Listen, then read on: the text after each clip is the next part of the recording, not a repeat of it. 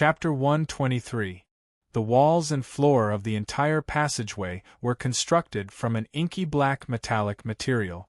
Lin had never seen this material before, but it looked black, so it should be quite hard. We've come to a fork in the road. Xiao Chou, illuminate both sides. Lin looked at the pitch-black passageway as he spoke. Xiao Chou looked to both sides. Under the illumination of the searchlight, everyone discovered that there was a dark red gate on either side, blocking the path. How about we split up? Luo Zipping suggested. Are you stupid? Don't you know there's strength in numbers? How many cultivators have been defeated one by one just because they believed in splitting up? Miao Tian rolled her eyes at Luo Zipping with a disdainful expression. Luo Zipping, then let's take this path together. Lin pointed to the path on the right. No one had any objections.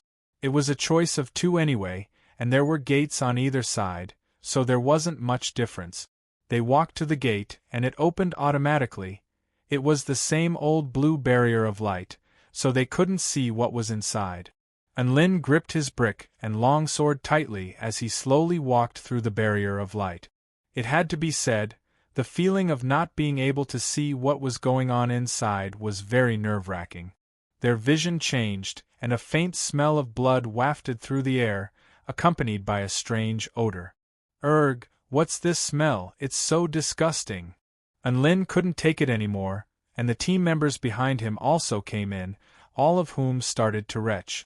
There was green light in this place, and there was a strange odor wafting through the air. The ground was covered in dark red spots, and all sorts of strange and unnatural things made everyone's brows furrow. This space was very large, and there were hundreds of cylindrical glass tubes, all of which were soaked in a red liquid.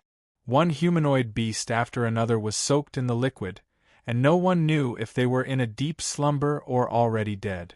Some of the people here were covered in green scales, some had bone wings on their backs, some had lizard tails, and some even had the heads of wild beasts, giving them a sinister appearance. Bloodline Fusion Laboratory. Sun Xinglian read aloud as she looked at the words on the wall. Bloodline fusion? Hearing this, everyone looked at the glass tubes in a different light. The bloodlines of humans and exotic beasts are being merged and modified? Zhong Yongyan frowned, his voice gradually turning cold. A hint of pity appeared in Lin's eyes as he looked at these inhuman bodies. No matter how advanced technology was, such dark experiments would not disappear. Perhaps some kind of desire would become even stronger. Everyone walked around the laboratory. Other than the bodies of different shapes and sizes, they did not find anything special. Let's go to the next chamber. Lin shook his head and led the way to another secret chamber. How big was the 88th Purple Star Research Institute? No one knew. Sun Xinglian, who hailed from the Greenwood imperial family of the Purple Star State, revealed that the ruins of the two research centers they had developed were even larger than Ding and City. In this case, the 88th Research Institute was definitely not small. After everyone entered another secret room, the green light of the Bloodline Fusion Laboratory slowly turned red. At the same time, tiny bubbles appeared in the liquid inside the glass. The second chamber had a much better environment than the first chamber. It was a medicine room. Let's call it a medicine room for now. After all, there were many semi-transparent cabinets around the room, within which were all types of medicinal ingredients, as well as some liquids of different colors. Lin made his way over and tried to put the cabinets into his storage ring again. Unfortunately, he failed again. Xiao Chou even swung his silver staff at the cabinets. However, the cabinets did not budge in the slightest. Instead, he was knocked back a good few meters. Everyone was quite disappointed that they could only look at these things and could not touch them. Lin heaved a faint sigh and continued onward. At this moment, two doors appeared in different directions. He chose the door on the left this time, as most of the important things were located in the center of the ruins. That way, there would be a higher chance of encountering something good. And then, they really did encounter something good. A beautiful woman in a flowing, white dress. Welcome to the trial of 5 elements. the beautiful woman in a white dress said in an emotional voice. Unlin and the others all faltered upon hearing this. However, they soon discovered that something was different. This beautiful woman in a white dress was a semi-transparent body constructed from light. It was not a physical body. Allow me to introduce myself. My name is Bai Ling, and I am the clone of the mastermind of this research institute.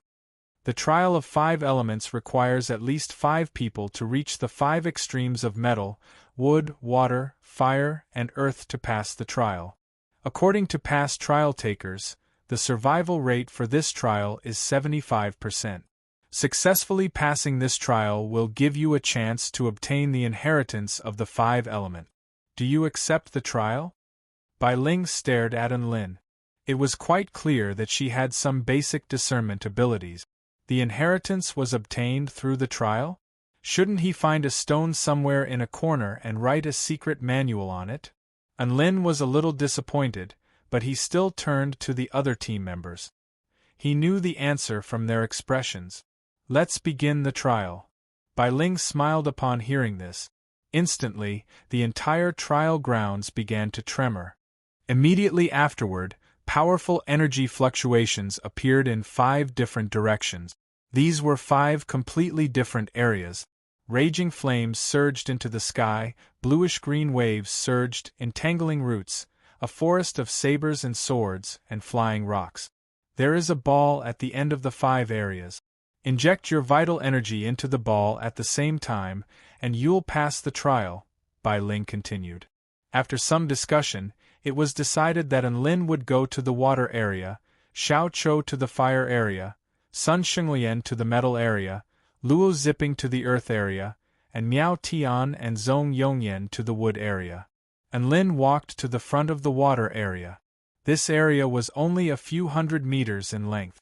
The first half was filled with raging waves, while the second half was filled with eerie icicles.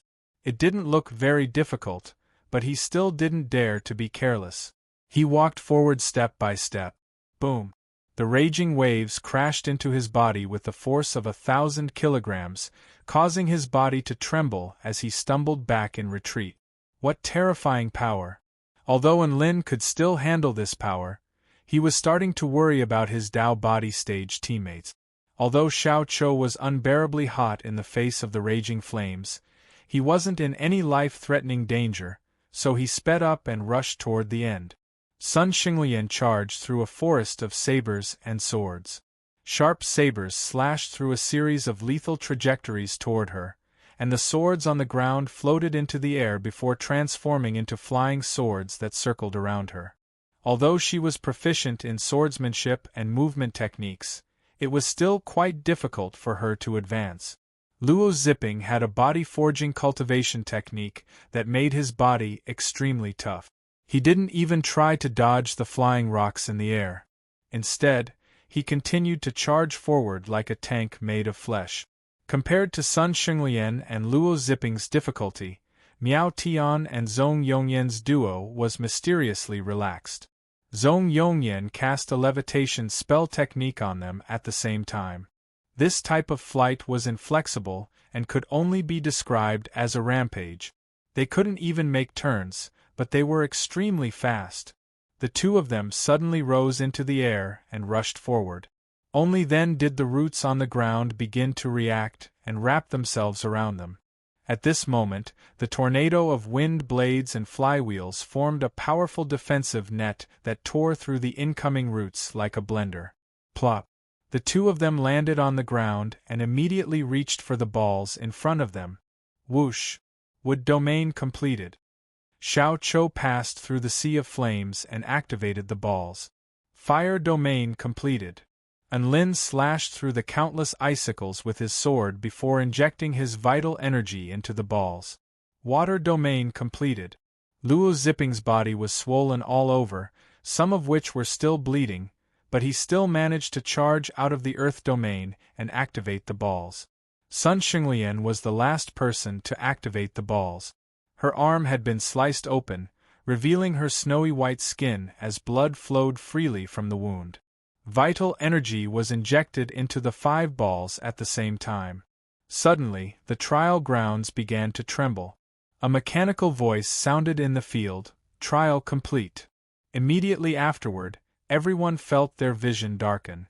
In the next moment, they arrived in a space that was pure white and void of all things. In the center, a black ball hovered in the air. Teleportation? So fast? And Lin was startled by this piece of technology. When he saw this, a sense of déjà vu welled up in his heart, causing him to become even more flustered. At this moment, Bai Ling's figure appeared again.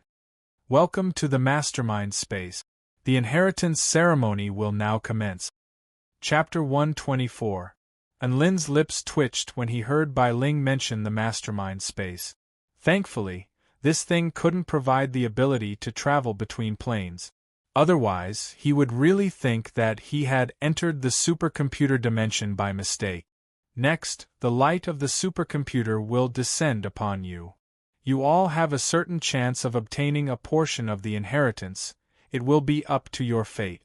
Bai Ling spoke with a faint smile. A beam of light suddenly shot forth from the black orb onto everyone's bodies. Sun Xinglian's brows furrowed tightly as she closed her eyes. Everyone else within the light faltered slightly. They looked at each other in bewilderment. Congratulations to this female for obtaining the inheritance of the Tao of Metal. Bai Ling spoke to Sun Xinglian with a smile. What about us?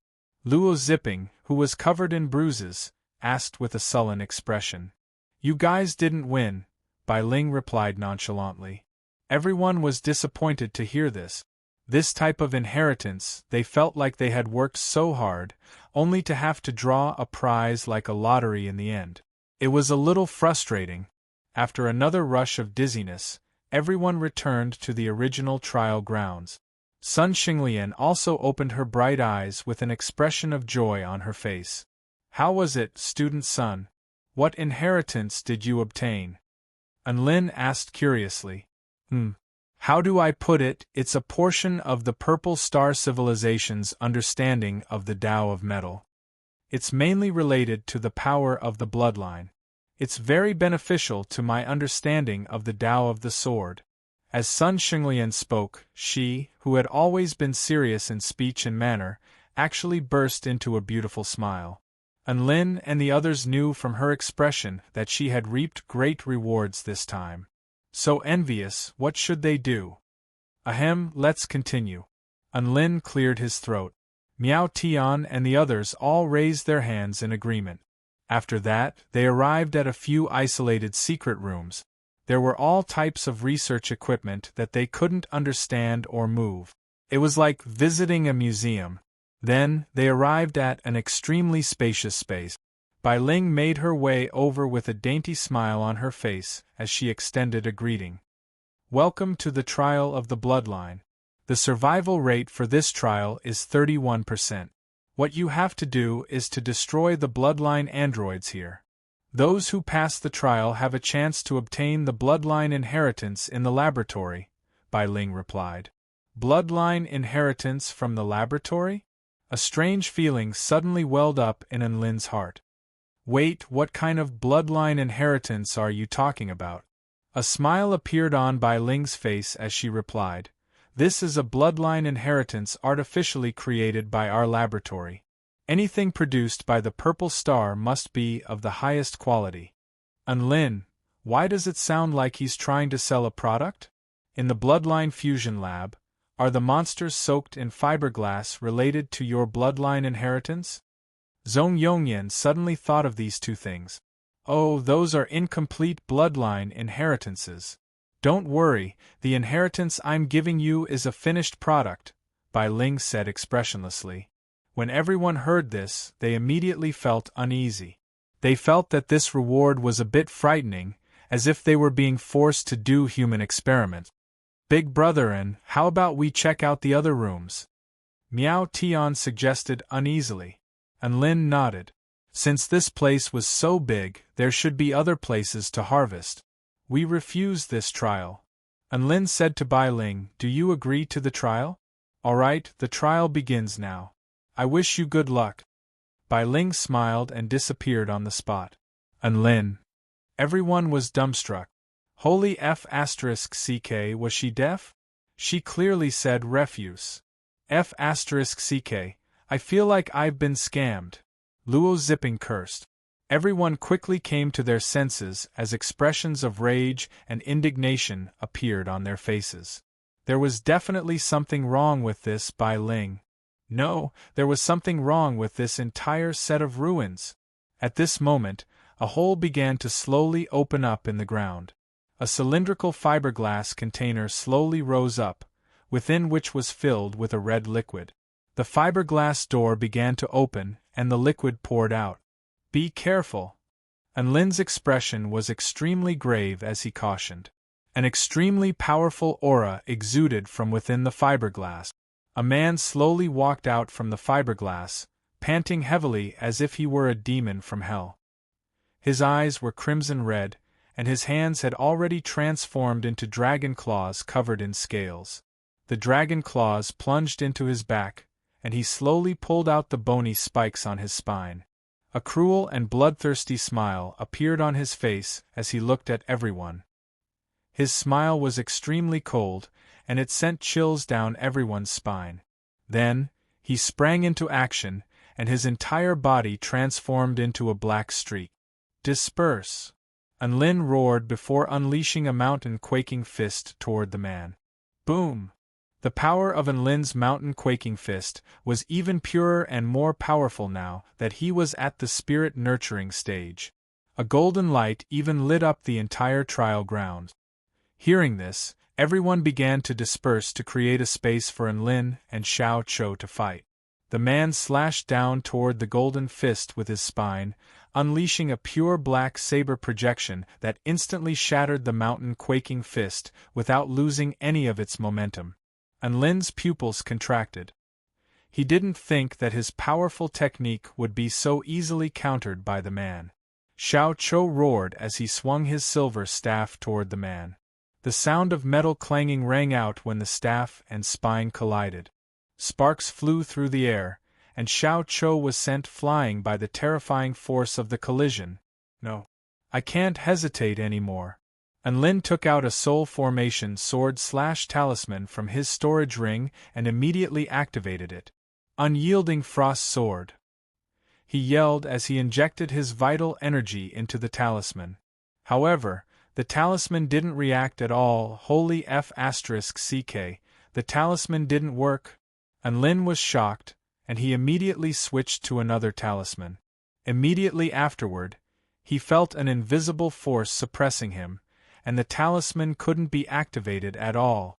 The man wielding the spine was already charging toward him at an extremely fast speed. Instantly, a flying wheel slashed toward him. The man swung his spine and knocked the flying wheel away. However, right at this moment, a series of sword intent and wind blades enshrouded the man. Boom! The energy began to explode and spread outward. At this moment, Anlin also pulled out his evil-slaying sword. The man dashed out of the range of the explosion and slashed a black line through the air with his spine. His speed was extremely fast. However, Anlin activated his divine inspection technique at this moment, and his eyes turned snowy white. His evil-slaying sword mercilessly slashed toward an opening in the man's defense. The man's expression froze, and he abruptly stopped in his tracks. His body twisted like a snake, and he evaded Anlin's sword strike. Such fast reflexes! Anlin was shocked. The attack that he had unleashed after analyzing the opening in his divine inspection technique had been countered by this man. This was the first time he had encountered such a situation in battle. After evading the attack, the man immediately retaliated, and he slashed out several lethal black streaks with his spine. Anlin stumbled back in retreat. Even though he had activated his divine inspection technique to analyze and evade the man's attacks, his body was unable to keep up with the man's terrifying speed, and he was instantly wounded in many places. At this moment, Xiao Chou also joined the battle with his silver staff. Anlin's situation didn't improve much with the addition of Xiao Chou, and he was still firmly suppressed. If things continued like this, He would bleed to death as the number of wounds on his body continued to increase. Xiao Chou, unleash a powerful technique for me. It'll be enough if you can suppress him for a second. Enlin roared. Xiao Chou grimaced. I don't know any powerful techniques. Enlin. Chapter 125. The man wielding the spine as a weapon clearly wanted to kill Enlin first. Enlin's body had been slashed in many places, and blood was flowing all over his body.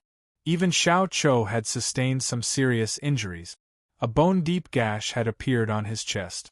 Xiao Chou didn't have any trump cards, and they didn't have any trump cards either. How were they supposed to fight? Lightning manipulation technique? In a situation like this, even staying alive was a problem. How could they divert their attention to lightning manipulation? Divine might technique? This was only good for scaring low-rank opponents, but it was completely useless against high-rank opponent. Brick? Sigh. Only when encountering a powerful foe did Enlin realize that he had pitifully few trump cards to use. Miao Tian, Zhong Yongyan, and the others could only hold him back a little. The only ones who could unleash a decisive attack were Enlin and Xiao Chou. He had no choice but to fight with his life on the line. A ferocious expression appeared on Enlin's face. He didn't defend but attacked instead, stabbing his evil-slaying sword through the air. He couldn't unleash the other advantages of this pseudo-divine tool, but it was extremely sharp. Whoosh! Blood splattered in front of Enlin's body. Even with the protection of his Earth Lotus Supreme skill, he was still sliced open by the black streak of light, which extended from his shoulder all the way to his waist. The man was also caught off guard, and the evil-slaying sword pierced through his chest. Xiao Chou took advantage of this opportunity to smash his staff toward his head. The silver staff was extremely fast and imbued with boundless power. If the man tried to take it head-on, his skull might have been shattered. However, right at this moment, his body twisted like a snake again. Ding! Enlin flicked his left finger, and a crimson nail pierced through the air, shooting toward the head of the man who had just finished twisting his body. This nail was the immortal tool, the realm-piercing nail. The realm-piercing nail couldn't break through space or shatter spell formations in his hands. However, it still retained its sharpness and ability to follow one's heart. The nail instantly pierced through the man's head, leaving a trail of blood in its wake. Wind spirit. Rings of wind wrapped around Enlin's feet. His body suddenly sped up and arrived in front of the man in a flash. The bloody hole in the man's head was wriggling. Clearly, that move wasn't enough to kill him. This was also why Enlin had sped up and rushed in front of him. He wanted this moment of stagnation. Die! Enlin roared as his evil-slaying sword unleashed an extremely pure black sword projection. The sword light flashed and the man's body was cut in half. As blood sprayed out, he did not stop. The evil-slaying sword unleashed a series of sword projections that sliced the body into several dozen pieces. Hoo-hoo! He panted heavily and his body swayed. It was obvious that he was exhausted. You guys, come and finish him off. Who knows how to use fire? Come and roast him again. Enlin looked at the piece of flesh on the ground that could no longer be called a body. Although Enlin's request was a little cruel, everyone expressed their agreement with a solemn expression. Luo Zipping unleashed his flame blast technique and roasted the piece of flesh on the ground. Enlin pulled out blood-replenishing pills from his storage ring and gave Xiao Chou a few before swallowing a few himself. He was severely injured. These blood-replenishing pills could only stabilize his condition at most. It was impossible for him to recover in a short period of time. At this moment, a mechanical voice suddenly sounded. Trial of bloodline completed. Immediately afterward, their vision darkened and lit up. Everyone once again found themselves in a pure white space. Within this space, there was a black ball. Mountain quaking fist. Enlin roared as his mountain-quaking fist smashed toward the black ball. Everyone was initially shocked by Enlin's actions. Then, they felt that he had done a great job. Boom! A powerful explosion erupted, but the black ball remained completely unscathed. Ding! The realm-piercing nail struck the black ball and emitted a sharp screeching sound, but it was still unable to break through its defenses. Oi, how can you destroy public property? Bai Ling reappeared with a displeased expression. That's none of your business. Come and hit me if you dare. And Lin was already pissed off by Bai Ling f***ck. He hadn't even gotten back at her for playing deaf and screwing him over. He slashed toward the black ball with his evil-slaying sword as he spoke. Whoosh! A white figure flashed to his side. Slap! A palm flew through the air and struck him in the face. He spat out a mouthful of blood before crashing to the ground. Bai Ling's expression was as cold as ice, and her arm was still in a slapping position. Everyone was dumbstruck. Holy f***ck. How could she hit someone? Wait, why did she have a physical body? The most dumbstruck person was Lin. He rubbed his swollen face as he crawled to his feet. He stared at Bai Ling with incredulity, as if he had seen a ghost. You told me to hit you. Bai Ling chuckled coldly. You? I thought you didn't have a physical body? Lin stared at the woman before him in a fluttering white dress. Who said the embodiment of the Research Institute's mastermind couldn't have a physical body? Also, how would you know how advanced the Purple Star's technology has become? Even though this is an abandoned research institute, it still has a purpose for its existence. So don't try to do anything irrational. Otherwise, you won't be able to bear the consequences. Bai Ling glared at Lin as she spoke. She was clearly very displeased with what he had just done.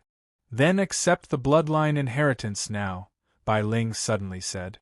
We refuse to accept the inheritance, please let us out. Lin spoke with a sincere expression. Everyone nodded in agreement. Bloodline inheritance? Then turn into a perverted idiot who used his spine as a weapon? What a joke. All right, then let the inheritance begin. Bai Ling smiled lightly.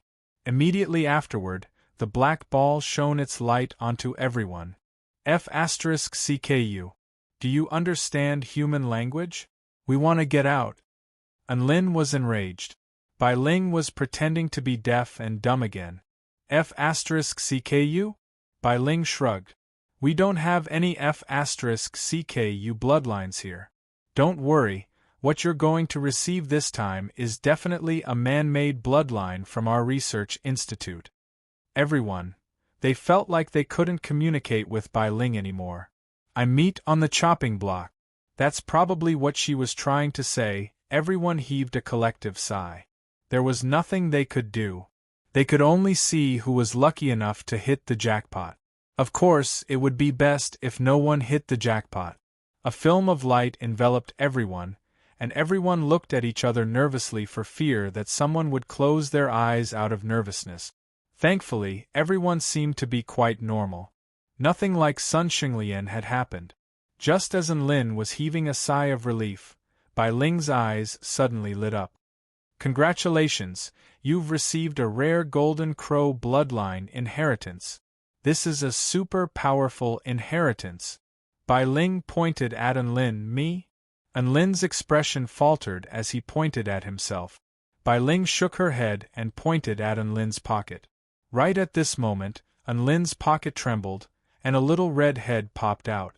A sweet voice sounded. You're so noisy. Can't you let me sleep? Who's talking non-stop in my head?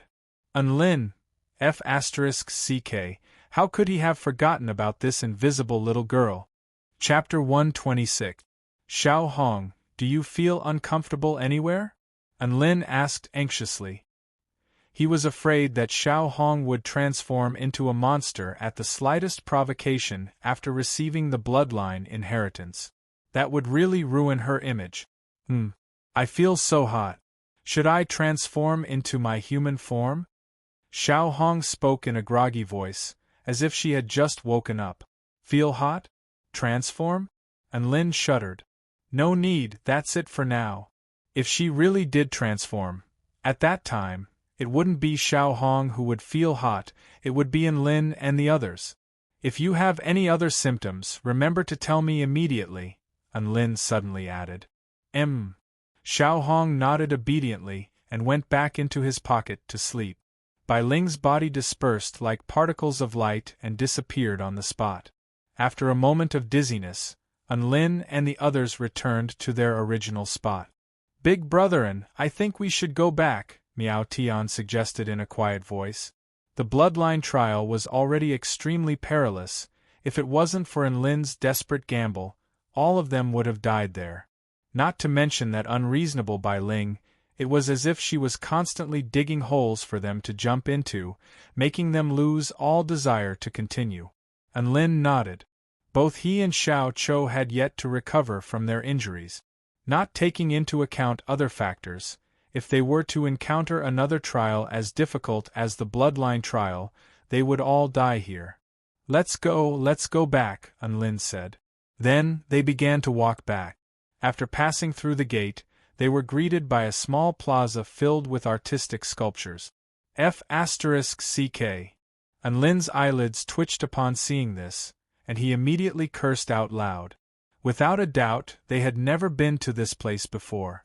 F***ck, were we tricked again?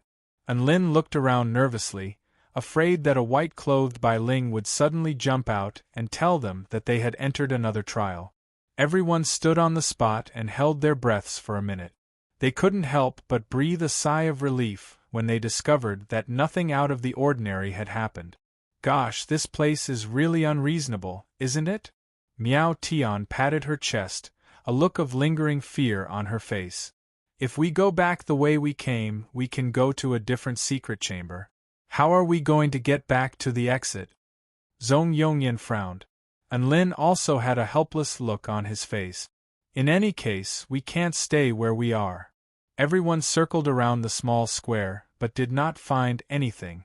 As for those sculptures, some of them were extremely strange, and some of them were extremely beautiful, full of artistic feeling. Other than that, there was nothing special about it. Unlin paid extra attention and took photos of all the sculptures on the plaza with a solar-powered camera. These days, photographic crystals were too expensive. Cameras were more practical. After that, they entered another door. After stepping through the door, everyone was stunned once again. They came to a strange place. His surroundings were no longer a confined space, but a vast expanse of primordial chaos. There was no up, down, left, or right. There was no spatial distance. Unlin had seen this scene when he stepped through the southern heavenly gate and was teleported to Earth. In the distance, a small white ball floated in the air. Connecting the small ball to them was a 100-meter-long wooden bridge. A sense of foreboding welled up in Unlin's heart. Sure enough, a woman in a flowing white dress suddenly appeared with a smile on her face. Welcome to the trial of destruction. The survival rate for this trial is 0%. You just have to cross this wooden bridge and inject your vital energy into the small white ball to complete the trial. If you succeed, everyone will receive the orthodox inheritance of the 88th Research Institute. Everyone, Unlin, I have something to say, but I'm not sure if I should say it. A gentle smile appeared on Bai Ling's face as she nodded. All right, you've agreed to the trial, right? Then, I wish you all good luck. Bai Ling's body disappeared again as she spoke. Unlin, everyone, Big Brother, and doesn't that B***tch have a physical body?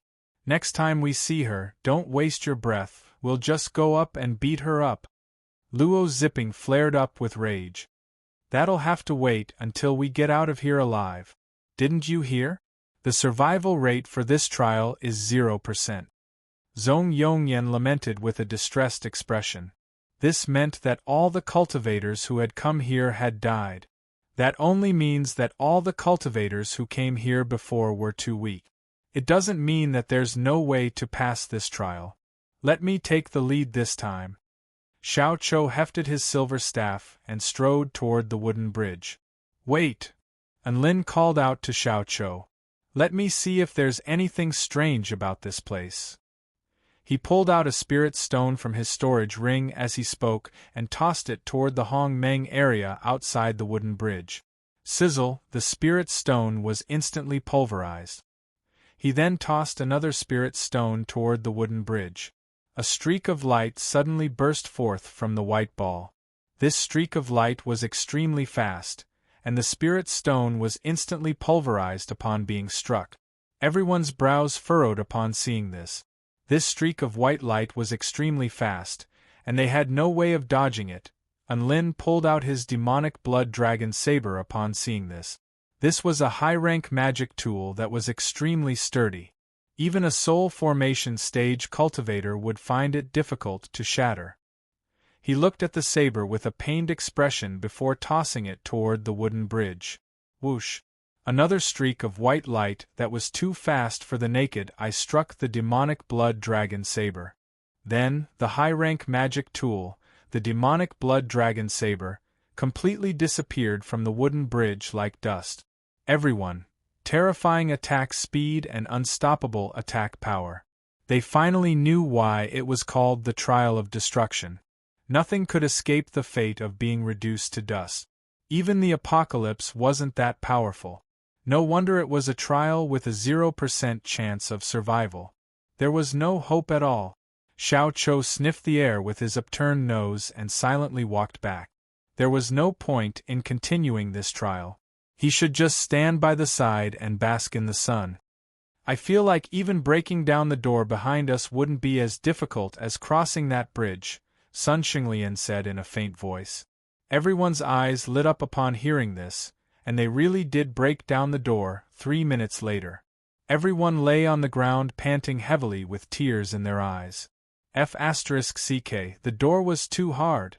Ice, fire, water, earth, wind, sword, saber, fist, kick. Everything that could be used was used, but the door made of God knows what material was used was completely unscathed. Are we going to be trapped here until we die? The rims of Miao Tian's eyes were red, and her delicate face was full of grievance. She bit down on her lower lip, trying her best not to cry. Everyone, let's think of something together. Unlin tried his best to pull himself together as he encouraged everyone. Although that was what he said, no one could think of anything and could only remain silent on the side. At this moment, Zhong Yongyan suddenly waved his fan. The white ball's attack speed is fast and it's powerful, but the gap between the attacks might be something we can overcome. Everyone's eyes lit up upon hearing this. That's right, such a powerful attack would need to be charged up, right? And Lin tossed a spirit stone toward the wooden bridge, and the white ball instantly shattered. He tossed another spirit stone toward the wooden bridge, and the white ball instantly shattered as well. And Lin was unconvinced and tossed out over 100 spirit stones at once. Whoosh! Over 100 rays of light shot out at once. He tossed out another few hundred spirit stones. Whoosh! A few hundred rays of light shot out at once. Everyone fell silent again. Zhong Yongyan nodded as he waved his fan. There's no gap between attacks, and it can accurately strike multiple targets at once. We're dead for sure. Miao Tian's tears dripped onto the ground as she added. Chapter 127. Everyone was completely disheartened as they lay on the ground like salted fish. Am I going to starve to death here before I even have a chance to shine?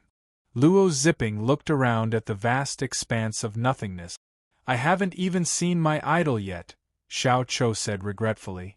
Sigh, I haven't read enough books. Zhong Yongyan's expression was melancholy. I've never been in a relationship before. Miao Tian's eyes welled up with tears. I've only just obtained an inheritance. What a waste of my happiness. This ruin is a complete scam. Sun Xinglian's chest heaved up and down with rage. And Lin massaged his brows. Are you guys giving up already? What else? Miao Tian looked at Enlin. All of the team members also turned to look at Enlin. Enlin's head was also a mess, and he couldn't think of a solution. He slapped his forehead and lay down on the ground, heaving a long sigh. He didn't want to speak anymore. Sigh, what the hell is this little white ball? It can fire an unlimited number of cannons, and it's so powerful too. Wouldn't it be invincible if I used it as a weapon? Luo Zipping complained after a long while. Weapon? Unlimited number of cannons? Lin's eyes lit up and he jumped up. Let me do an experiment. All of the team members were given a fright by his sudden resurrection. Lin pulled out a black brick from his storage ring. That's right, a chaotic alloy brick. The hardest thing in the world. It's all up to you now. He looked at the black brick in his hand with a pained expression. Everyone was perplexed. Why did their team leader bring out a brick? Lin was extremely nervous. Without the black brick, he would lose the blue sky. But in order to survive, he had to give it a try. Black brick. Let's go. Lin made up his mind and tossed the black brick toward the wooden bridge. The white ball immediately reacted and shot a white light toward the black brick. Boom! A loud explosion erupted for the first time. The black brick was struck by the white light, and a powerful energy fluctuation erupted. Immediately afterward, the black brick was completely unscathed. All of the team members were dumbstruck. Lin laughed heartily. Immediately afterward, the white ball released a white light. Boom, boom, boom, boom. The black brick continued to take hits, but it continued to stand firm. Let the storm be more violent. Lin saw a glimmer of hope and yelled, Grow! Big! Big! Big! The black brick grew larger, becoming a super huge black brick that was 30 feet tall. The white orb seemed to be provoked, and the frequency at which it released white light increased. A loud boom reverberated through the air. However, the chaotic alloy brick was black and hard, so it remained unscathed in the face of the white glow's attack. That's amazing. Big brother, and what's with that brick of yours? It's able to ignore the white ray of light's attack. Luo Zipping was dumbstruck. Zhong Yongyan pondered for a moment before pulling out a spirit stone from his storage ring and tossing it toward the back of the black brick. With a flash of white light, the spirit stone turned into powder. He sighed softly. It seemed that the ability to strike multiple targets still existed. What should we do next? The clown looked at Lin and asked. Even though the black brick could ignore the white ball's attack, no one was able to cross the bridge and inject their vital energy into the white ball. Lin sat on the ground with a calm expression. Wait. The clown scratched his head in confusion. All of the other team members also turned to look at Lin with curiosity in their eyes. Lin smiled. I don't know what this white ball is, but I don't think it has an endless supply of energy. No matter how powerful a person is, they would need to catch their breath after using too many techniques, let alone a tool like this. Zhong Yongyan also came to a realization. You're saying we wait for the white ball to run out of energy? That's right. Lin nodded. All of the team members understood what Lin was saying, and their hopes were reignited. Indeed, there was nothing that could attack continuously without catching its breath. This wasn't a perpetual motion machine, so it had to abide by the law of conservation of energy. But how long will it take for it to run out of energy? Sun Xinglian hesitated momentarily before asking. Everyone fell into silence again when they heard this. This was a very important question. What if this white ball could keep firing for 10,000 years? When that time came, there would only be a pile of white bones left, as well as a black brick that was constantly being bombarded, and Lin couldn't do anything about this. He smiled and said, Anyway, this is the only way left. Let's just wait. Waiting was very boring, so they had to find something to do to pass the time. And Lin pulled out a board game from his storage ring. Let's play werewolf, he suggested. Everyone faltered slightly upon hearing this. What the hell was this? However, after Lin finished explaining the rules, everyone's interest was clearly piqued. Because there were too few people, Lin woke Xiao Hong up and told her to transform into human form to play with them. Xiao Hong transformed into human form as instructed. She wore the red dress that Su Xiaolan had given her, and her dress was as red as fire and as gorgeous as a peach blossom. Zhong Yongyan and Luo Ziping were completely dumbfounded by Xiao Hong's stunning appearance. After a long while, they came to their senses and looked at Enlin enviously. Because there were only 7 people, Enlin decided on the following lineup: 2 werewolves, 3 villagers, a witch, and a judge.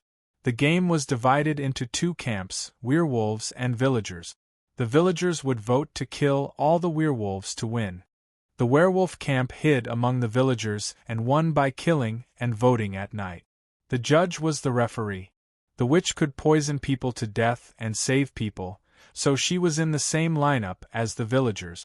Apart from the judge, no one knew each other's identities.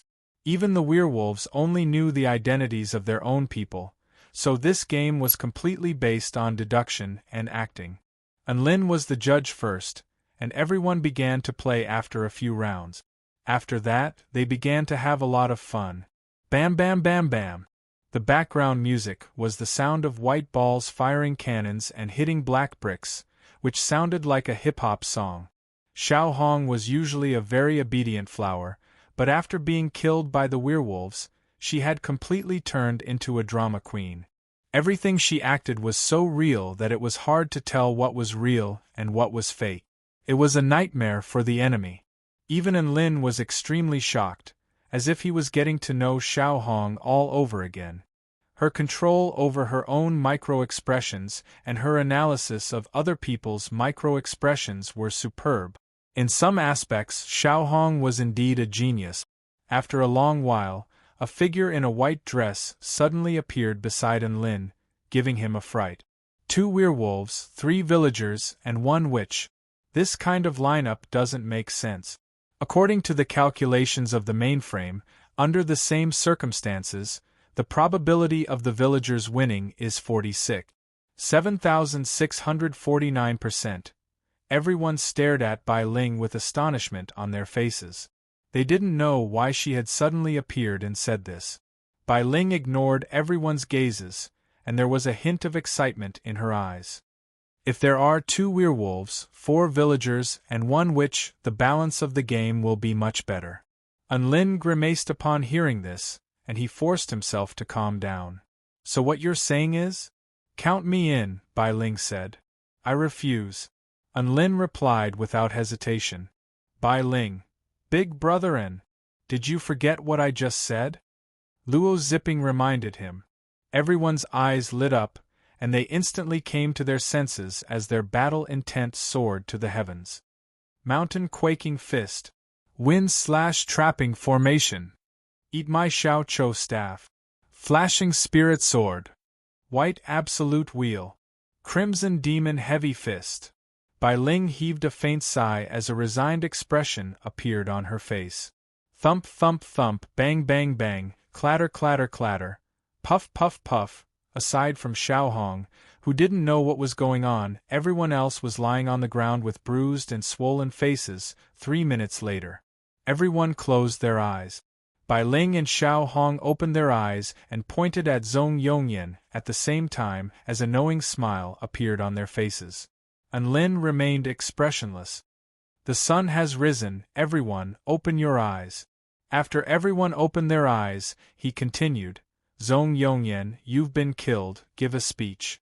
Zhong Yongyan waved his fan and analyzed the case with a serious expression. Thus, the 8 werewolves continued to battle in a joyous and harmonious atmosphere. Chapter 128. Sigh. Xiao Hong won again. Luo Ziping sighed in resignation. That's right, Xiao Hong won. There was no need to differentiate between factions. Whichever faction Xiao Hong was in, that faction would most likely win. Even if she was brutally killed by the werewolves in the first round, she would be able to use all sorts of clues to turn the tables on the werewolves, and her deductions were terrifyingly accurate. Bai Ling massaged her brows. She had already realized that it didn't matter if the formation was uneven or not. The biggest bugger was actually Xiao Hong. Big Sister Bai, you're actually a human, right? Xiao Hong suddenly spoke with a sly expression. Bai Ling was slightly taken aback, and a hint of a smile appeared on her face. Why do you think so? I can read your emotions and see your soul from your body.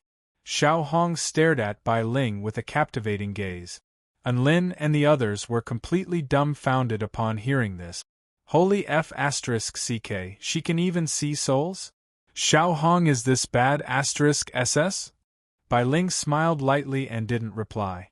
Instead, she turned to look at the white ball on the wooden bridge. The divine prism bead's energy is about to run out. You have 5 seconds, don't miss it. Everyone who had yet to come back to their senses was stunned again. What was going on? Was that an assist? Since when did Bai Ling become so kind? It wasn't another trap, was it? Seeing everyone's shocked and confused expressions, Bai Ling didn't say anything else and slowly disappeared on the spot. Did they believe her? No matter what, they were going to give it a try as soon as the white ball stopped firing. Bai Ling didn't need to remind them. You guys wait here, I'm going to give it a try, Lin said. Let's go together, this is our only chance anyways. If it works, then it works. If it doesn't work, then it doesn't work. Miao Tian waved her hand, clearly planning on charging over with Lin. Just as Miao Tian said, this was their only chance. Everyone couldn't bear to let Lin take the risk alone, so they all stood behind him. Seeing their decision, Lin was touched and didn't try to dissuade them. Suddenly, the white ball's cannon fire stopped, and even its color dimmed a little. Wind spirit. Lin's feet were surrounded by rings of wind. His speed increased dramatically as he charged toward the white ball in an instant. Even though Bai Ling had told him that they had 5 seconds, Lin still did his best to shorten the time he had. He covered a distance of over 100 meters in less than 2 seconds. He slapped the white ball with both hands, and his yuan qi surged into it. At this time, everyone had also crossed the wooden bridge and arrived beside Lin. They looked at the ball nervously, afraid that it would suddenly shoot out white light. A mechanical voice echoed in the field. The trial of destruction is completed. Everyone heaved a sigh of relief when they heard this. They had finally passed this terrifying trial. After a moment of dizziness, they once again arrived in that pure white space. Bai Ling reappeared with a smile on her face. Congratulations on passing the annihilation trial. Now, each of you will receive the bloodline inheritance of the Research Institute. I'll help you choose the most suitable inheritance for you. Her pure white palm slapped towards the pitch-black sphere, and a ray of light shone on everyone.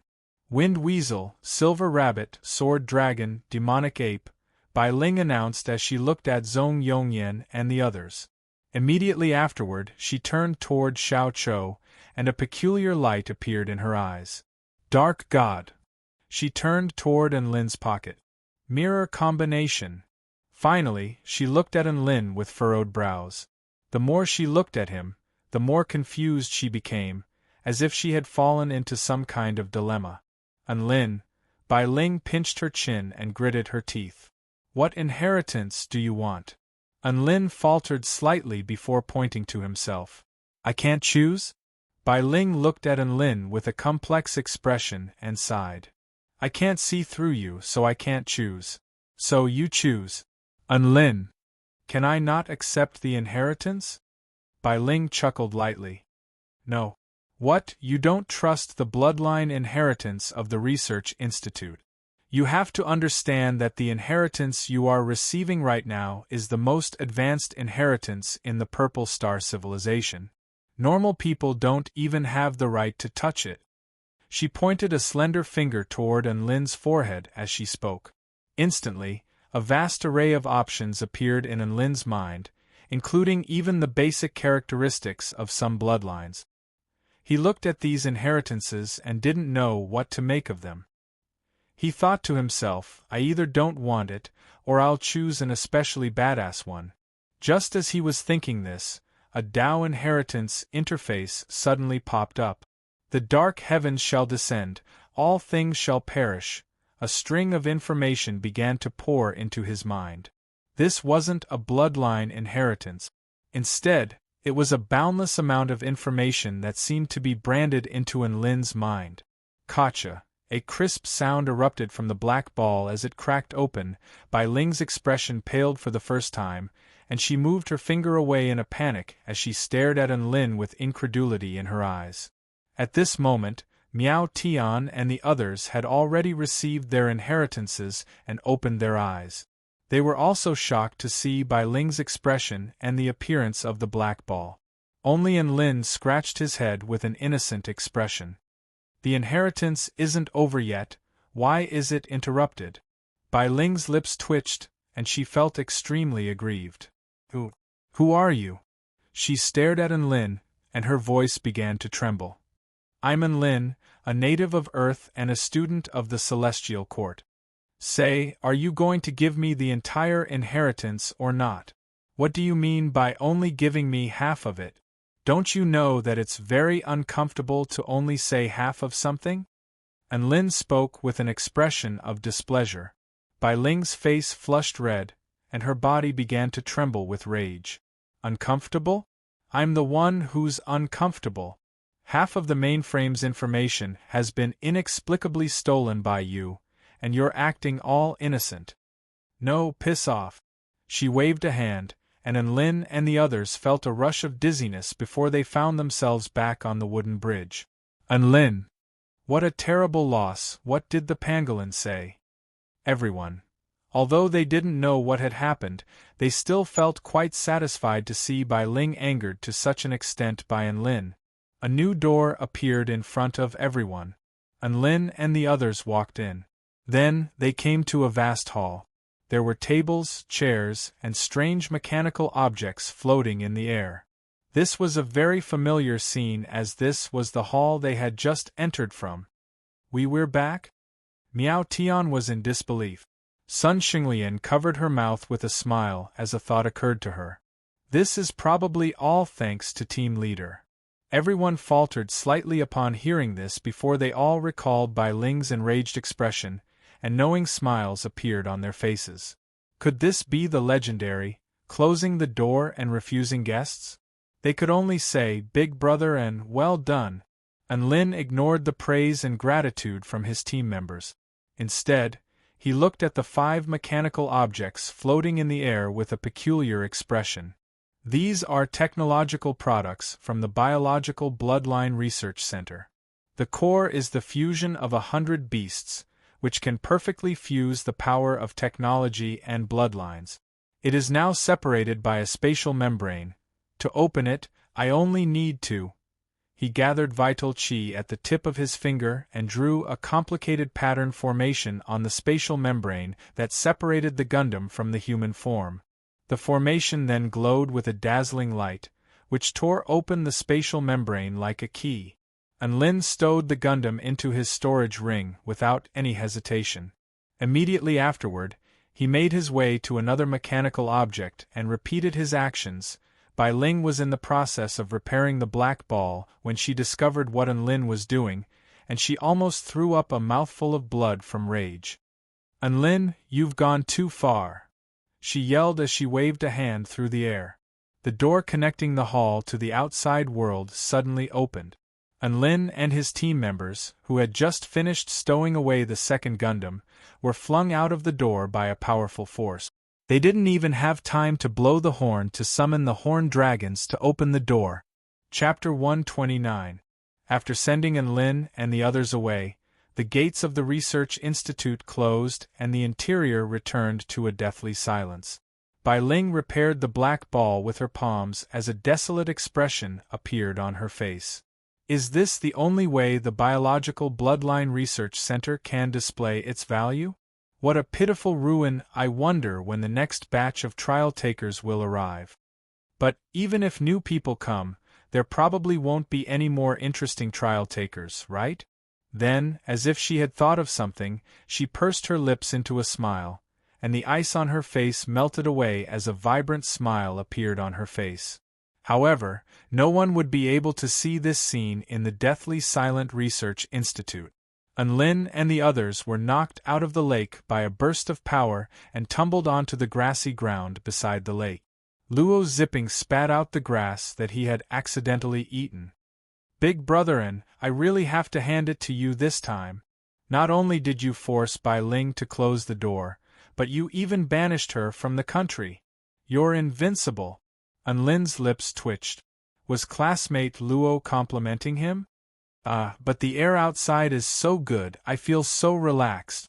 Zhong Yongyan lay on the grass and looked up at the sky as he breathed in and out. And we all reaped great rewards this time, didn't we? Miao Tian narrowed her eyes and smiled sweetly. Everyone smiled and nodded with a satisfied look on their faces. That bloodline inheritance at the end was really useful. Only Enlin had a regretful expression on his face. The information he received was forcefully cut off, as if the text had been abruptly cut off. Sigh, what did the pangolin say after that? There was a huge commotion at the bottom of the lake. A huge dragon emerged from the water and looked at Enlin and the others with surprise. It transformed back into a middle-aged man and walked toward Enlin and the others. Mr. Enlin, how did you guys get out? The man rubbed his eyes as he surveyed them. Enlin smiled bitterly. We were chased out. The owner inside doesn't seem to like us, so he pushed us out. The man opened his mouth, but when he saw the seriousness on everyone's faces and saw that they didn't seem to be lying, he could only squeeze out a sentence. There's such a thing? What kind of crazy things have you guys done? Ever since he started guarding the White Cloud Lake, he had never seen any group of cultivators who entered the ruins enjoy the treatment of being expelled. Enlin could only laugh dryly. He was too embarrassed to say what he had done inside. Seeing that he didn't want to talk about it, the man changed the topic to what he was most concerned about. Which one of you accepted the inheritance? Everyone looked at each other and nodded in unison. The man blinked. What do you mean? It means that they have all accepted the inheritance, Enlin replied. They all accepted the inheritance? The man's dragon horns stood on end, and his face was filled with disbelief. Not only that, Sun Xinglian and Lil Red have also received 2 inheritances. Enlin curled his lips. If it wasn't for the fact that this man was the one who led them into the ruins, he wouldn't have bothered to say so much to him. My God! Was this a dream? To think that I, Jiang Anlin, would be able to witness everyone accepting the inheritance. Jiang Anlin yelled and laughed with excitement.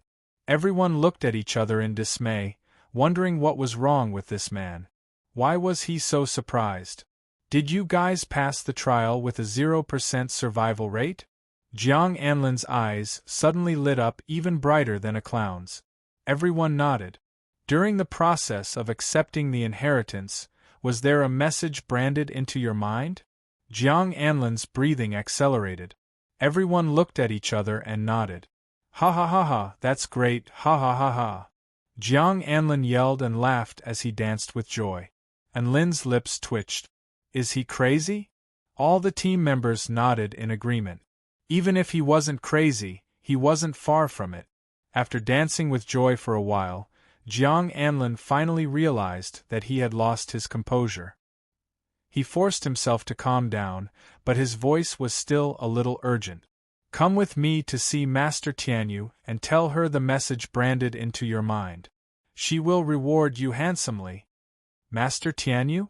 Zhong Yongyan's pupils contracted as if a thought had occurred to him. The Master Tianyu you're referring to is the Celestial Thearcha's daughter, Celestial Maiden Tianyu? That's right, Jiang Anlin added with a smile. I'm sure none of you will refuse the handsome reward she's talking about, right? The Celestial Tharch was the most powerful being in the Celestial Court. He ruled over the entire Kingdom of the 9 States and was the paramount being in the Kingdom of the 9 States. Apparently, he had 7 daughters, the youngest of whom was given the Taoist title of Tianyu. She was nimble and kind, and the Celestial Tharch doted on her the most. If the handsome rewards Celestial Maiden Tianyu was talking about were true, then this was definitely an extremely rare opportunity. Everyone was extremely excited when they heard this, and they practically didn't hesitate to agree. Jiang Anlin also breathed a sigh of relief upon seeing Enlin and the others agree so readily. Master Tianyu is at the summit of the Cloud Mountain, please come with me. The The summit of the Cloud Mountain? Lin faltered slightly, and the other team members also seemed to have realized that something was amiss. Everyone then turned to look at Lin. Didn't this idiot go bungee jumping at the summit of the Cloud Mountain? Lin's heart sank even further. At the summit of the Cloud Mountain there was a small paradise, and there was a woman named Lin Junjun there. There didn't seem to be anyone else there. Mr. Jiang, is Celestial Maiden Tianyu the only one at the summit of the Cloud Mountain? Lin asked anxiously.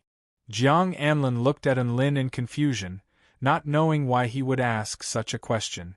However, after a moment of hesitation, he still answered truthfully, "That's right, Master Tianyu often cultivates the Tao of painting at the summit of the Cloud Mountain. Normal people don't have the right to go there." Cultivate the Tao of painting? Was he going to draw that funny crane? There was no mistaking it, it had to be her. And Lin's lips twitched. He was the normal person Jiang Anlin was referring to. However, not only did he barge into someone else's courtyard, he even mocked her painting, F***ck. If he went back to that place again, he was definitely screwed. Cold sweat poured down his back whenever he thought back to the scene of Lin Junjun pummeling him. No, he definitely couldn't go there. Lin rubbed his stomach with a pained expression and slowly sat down. Are you all right, Mr. Lin? Jiang Anlin ran over to him with a concerned expression on his face. My stomach suddenly feels a little uncomfortable and my legs are a little weak. I can't walk. How about you guys go to the summit of the Cloud Mountain? I need to rest.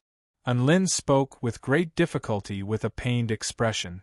Jiang Anlin touched Lin's stomach, and a warm feeling flowed through Lin's entire body. He then furrowed his brows. That's strange, Mr. Lin, I don't sense any illness or abnormalities in your body. Perhaps there are some unclean things in the ruins. Lin narrowed his eyes and grimaced.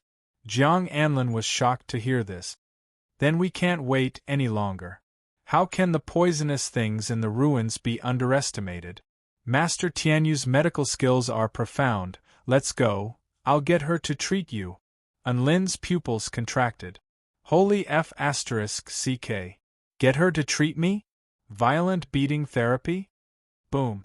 Jiang Anlin transformed into a massive horned dragon over 100 feet in length and rose into the air.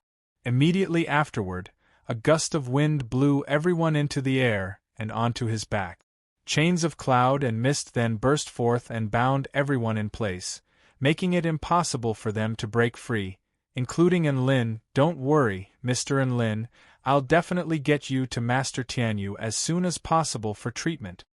The horned dragon rose into the air as he spoke and flew toward the summit of the Cloud Mountain. I'm not at ease at all, you can actually slow down. Lin spoke in a low voice with tears in his eyes. As he looked at the approaching Cloud Mountain, he knew he was done for. Chapter 130.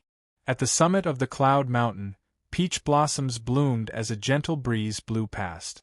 After painting for a good few hours, Lin Junjun stretched lazily. She straightened her back, and her white Taoist robe accentuated her perfect curves. Right at this moment, her voice transmission talisman flashed again. Yes, what's up? She picked up the voice transmission talisman, and a deep male voice sounded. Master Tianyu, the group of trial takers have all returned.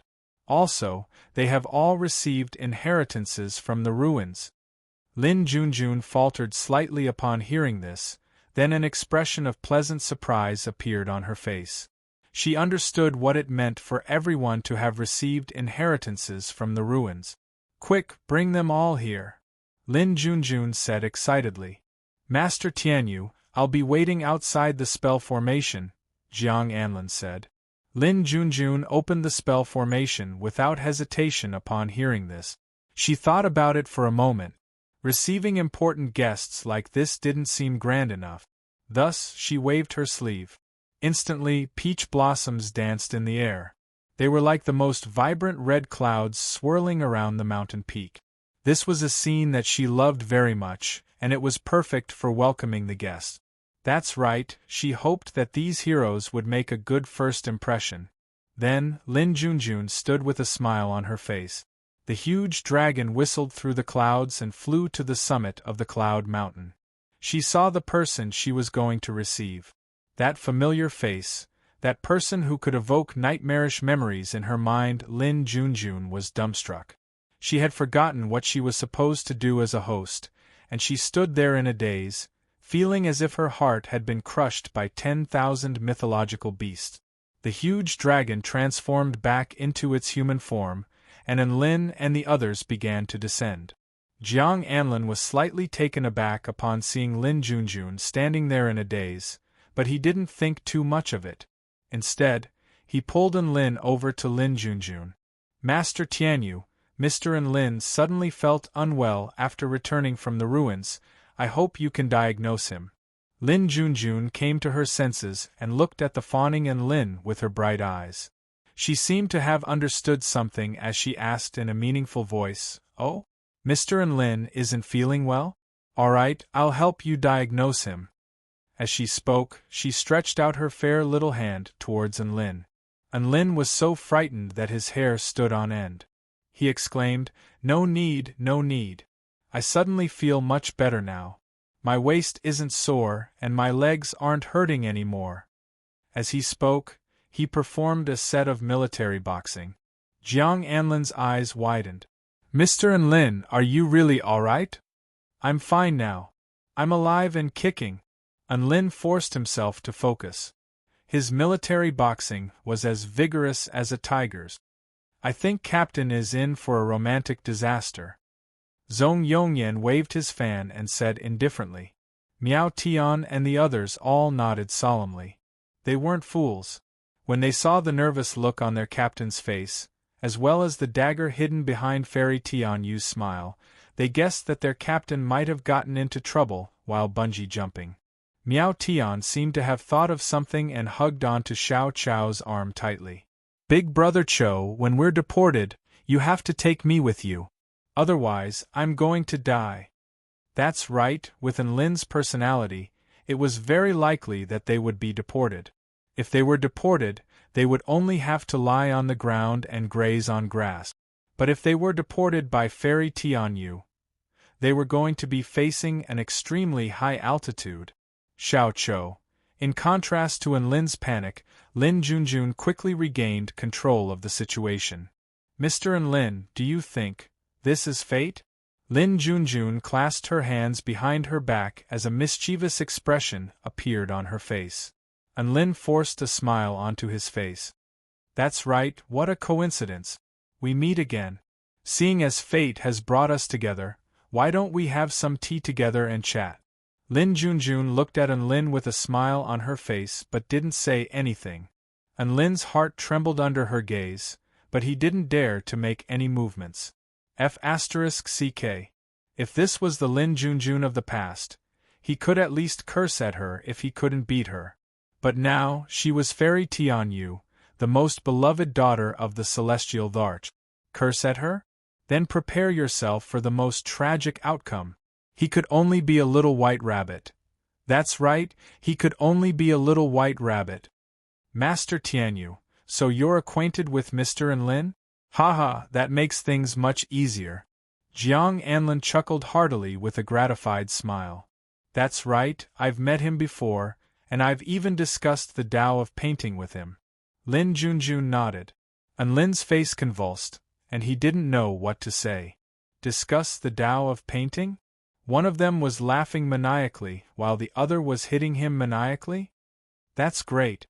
Seeing as we're acquaintances, let's sit down and have a good chat.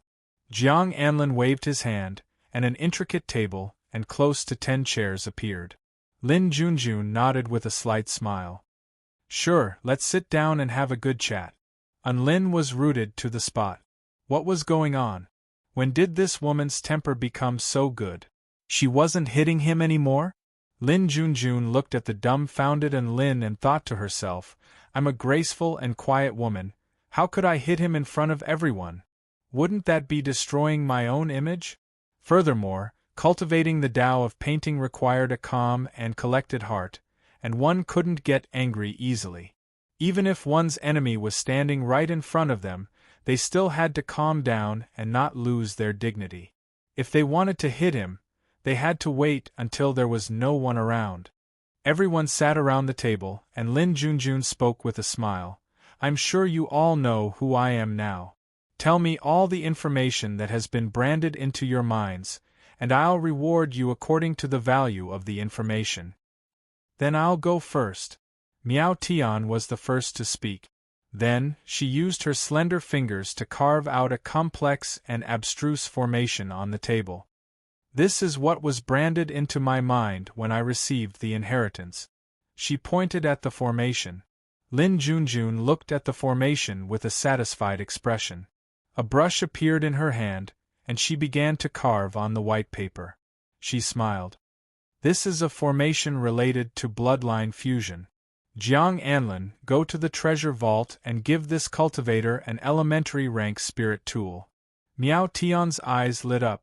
She didn't think that this inexplicable formation in her mind would be worth the price of an elementary rank spirit tool.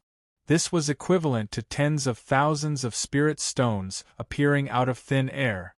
I'll do it as well. Luo Zipping couldn't help but write a strange symbol on the table. Lin Junjun copied the symbol on the table onto the white paper and spoke in a gentle voice. This is a curse to solidify one's consciousness. You can go to the treasure vault and receive a second-grade spirit pill. A second-grade spirit pill was a bit less valuable than an elementary rank spirit tool, but it was still quite a good item. Luo Zipping was also very satisfied with it. Immediately afterward, Zhong Yongyan received a second-grade spirit pill, Sun Xinglian received a third-grade spirit pill and an elementary rank spirit tool, Xiao Chou received an elementary rank spirit tool, and Xiao Hong received a second-grade spirit pill and an elementary rank spirit tool. Everyone had received quite a lot of rewards, and they were all grinning from ear to ear. The information that they thought was useless was exchanged for these treasures for free. How could they not be happy? Then it's your turn, Cultivator and Lin. You're their team leader, so you must have some very valuable information, right? Lin Junjun raised her eyebrows slightly, and the corners of her lips curled up slightly as she spoke in a gentle voice. And Lin scratched his head and smiled sheepishly. I do have some, but I'm afraid you guys will go bankrupt if I tell you. Lin Junjun's eyelids twitched. What do you mean? Chapter 131. And Lin shrugged. I mean exactly what I said. I'm afraid you don't have enough treasures to give me. Lin Junjun's chest tightened upon hearing this. And Lin, are you purposely trying to piss me off? Hee, just tell me everything you know. If I even furrow my brows, I'll concede. Lin Junjun's eyes flashed as she stared at Lin with a hint of battle intent in her eyes. Lin didn't waste any more words and drew a formation. Lin Junjun copied his formation onto a piece of white paper. She nodded with approval after drawing, but there was a victorious smile on her face. Not bad, this is a bloodline enhancement formation, and I'll be able to obtain an intermediate rank spirit tool from Jiang Anlin's treasure vault. A faint smile appeared on Lin Junjun's face as she spoke. Mr. Lin, do you have any more? Lin nodded and drew 2 more formations. Lin Junjun was slightly startled, but she maintained a calm expression. Very good, I've gained a lot. You can go to Jiang Anlin's treasure vault and get an intermediate rank spirit tool and an elementary rank spirit tool. Lin was shocked, but he maintained a calm expression. He had casually tossed out 2 trashy formations, yet they were worth so much, he was starting to feel more confident. Then, he drew 10 different array diagrams on the table. Lin Junjun took a deep breath as she looked at the complex and mysterious formations. She could show weakness, but she couldn't frown. After drawing 10 formations on a piece of paper, she said, You can go to Jiang Anlin's treasure vault and get 3 intermediate rank spirit tools and 7 elementary rank spirit tools. Jiang Anlin's body trembled upon hearing this. Master Tianyu, I don't have any intermediate rank spirit tools. Lin Junjun was dazed for a moment, but she quickly came to her senses. I remember you have a high-rank spirit tool in your treasure vault. It's worth 3 intermediate-rank spirit tools. Give it to him. Jiang Anlin's heart throbbed with pain upon hearing this, but he still agreed. All the team members turned to look at Anlin with envious eyes. Anlin, on the other hand, was calm and collected, and he remained completely unfazed. This made his teammates admire him even more. Look, what is called an aura. Obtaining a dozen or so spirit tools was as normal as eating and drinking. This was their great god, and seeing as we've gathered all the information, let's go to Jiang Anlin's treasure vault to collect the treasures. Lin Junjun stood up with a smile. Wait, I still have a message, what's the rush? Anlin waved his hand and rolled his eyes at Lin Junjun. Lin Junjun's body swayed as her eyes widened. You have more? Anlin nodded solemnly and wrote a dozen different runes on the table. Lin Junjun. Jiang Anlin was on the verge of tears. Master Tianyu, there are no more spirit tools in the treasure vault. Lin Junjun. Bring out the spirit pill. Anlin smiled and then wrote down a dozen or so experimental theories on bloodline research on the table. Jiang Anlin's breathing accelerated. Master Tianyu, there are no more spirit pills in the treasure vault. Lin Junjun clasped a hand over her heart. Bring out all the precious materials and tool refinement materials. Anlin nodded with a satisfied expression. Then, he wrote down a few blueprints on the table. Jiang Anlin's lips trembled. Master Tianyu, there are only spirit stones left in the treasure vault. Lin Junjun's eyes widened and she bit down on her lower lip. She only came to her senses after a long while. Then bring them out. Anlin was very satisfied and then happily wrote down another dozen or so blueprints. Lin Junjun's vision darkened and her paintbrush fell to the ground. Why do you still have blueprints? Anlin blinked. Because I haven't finished writing yet. I was afraid that I would go bankrupt if I wrote too much, so I purposely left some for you. How considerate of Mr. Anlin. Jiang Anlin stared blankly at the blueprints on the table and wanted nothing more than to bang his head into the table. Master Tianyu, the treasure vault has been emptied. Do as you see fit, Jiang Anlin said with a forlorn expression. The dragon tribe was very fond of treasures. The treasures in the treasure vault were like their own children. They were so beautiful and loved. Now that the treasure vault had been emptied, he felt like he had already lost the meaning of his existence. Anlin glanced at Lin Junjun with a suspicious expression. You can't afford it, can you? Lin Junjun was rooted to the spot upon hearing this. She had only come here to comprehend the Tao of painting and didn't bring anything valuable with her. However, Anlin had already finished the blueprints, so she couldn't just leave it on credit for now. Who was she? She was the daughter of the celestial Tharch. How could she go back on her word? If she said she would reward him on the spot, she would reward him on the spot. Lin Junjun made up her mind and removed the white gemstone necklace from around her neck. She handed it to Anlin and gritted her teeth. This is the Heavenly Spirit Iceheart, a high-rank protective spirit tool. It's enough for your dozen or so blueprints. Anlin reluctantly accepted the Heavenly Spirit Iceheart and looked at Lin Junjun as if she were an unscrupulous merchant. Lin Junjun's chest constricted and she almost threw up blood. Who was the one who should be sad? This was her favorite accessory. Now that she had given it to Anlin, he still had a look of disdain on his face. Anlin's disdain wasn't without reason. This was a very feminine necklace, and he had no desire to wear it, so how could he not be disdainful? Just like that, he continued to write a dozen or so different types of runes and curses on the table. Lin Junjun was dumbstruck. Jiang Anlin was dumbstruck. Everyone's mouths gaped open as they rubbed their eyes. I think I understand why he was chased out by Bai Ling. Just how much F***king information did he obtain? Luo Zipping exclaimed in disbelief. Did he really obtain all this information? Don't tell me he stole it from the mastermind space? Zhong Yongyan's lips twitched. From the looks of it, he seems to have kept a lot of information, Sun Xinglian said.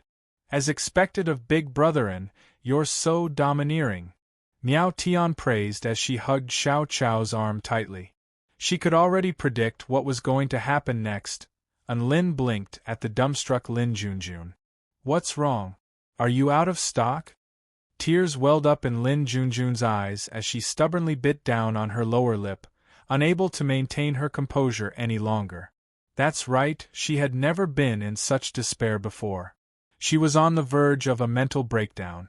The most valuable thing she had was the celestial spirit Iceheart. What else could she sell? Sell herself?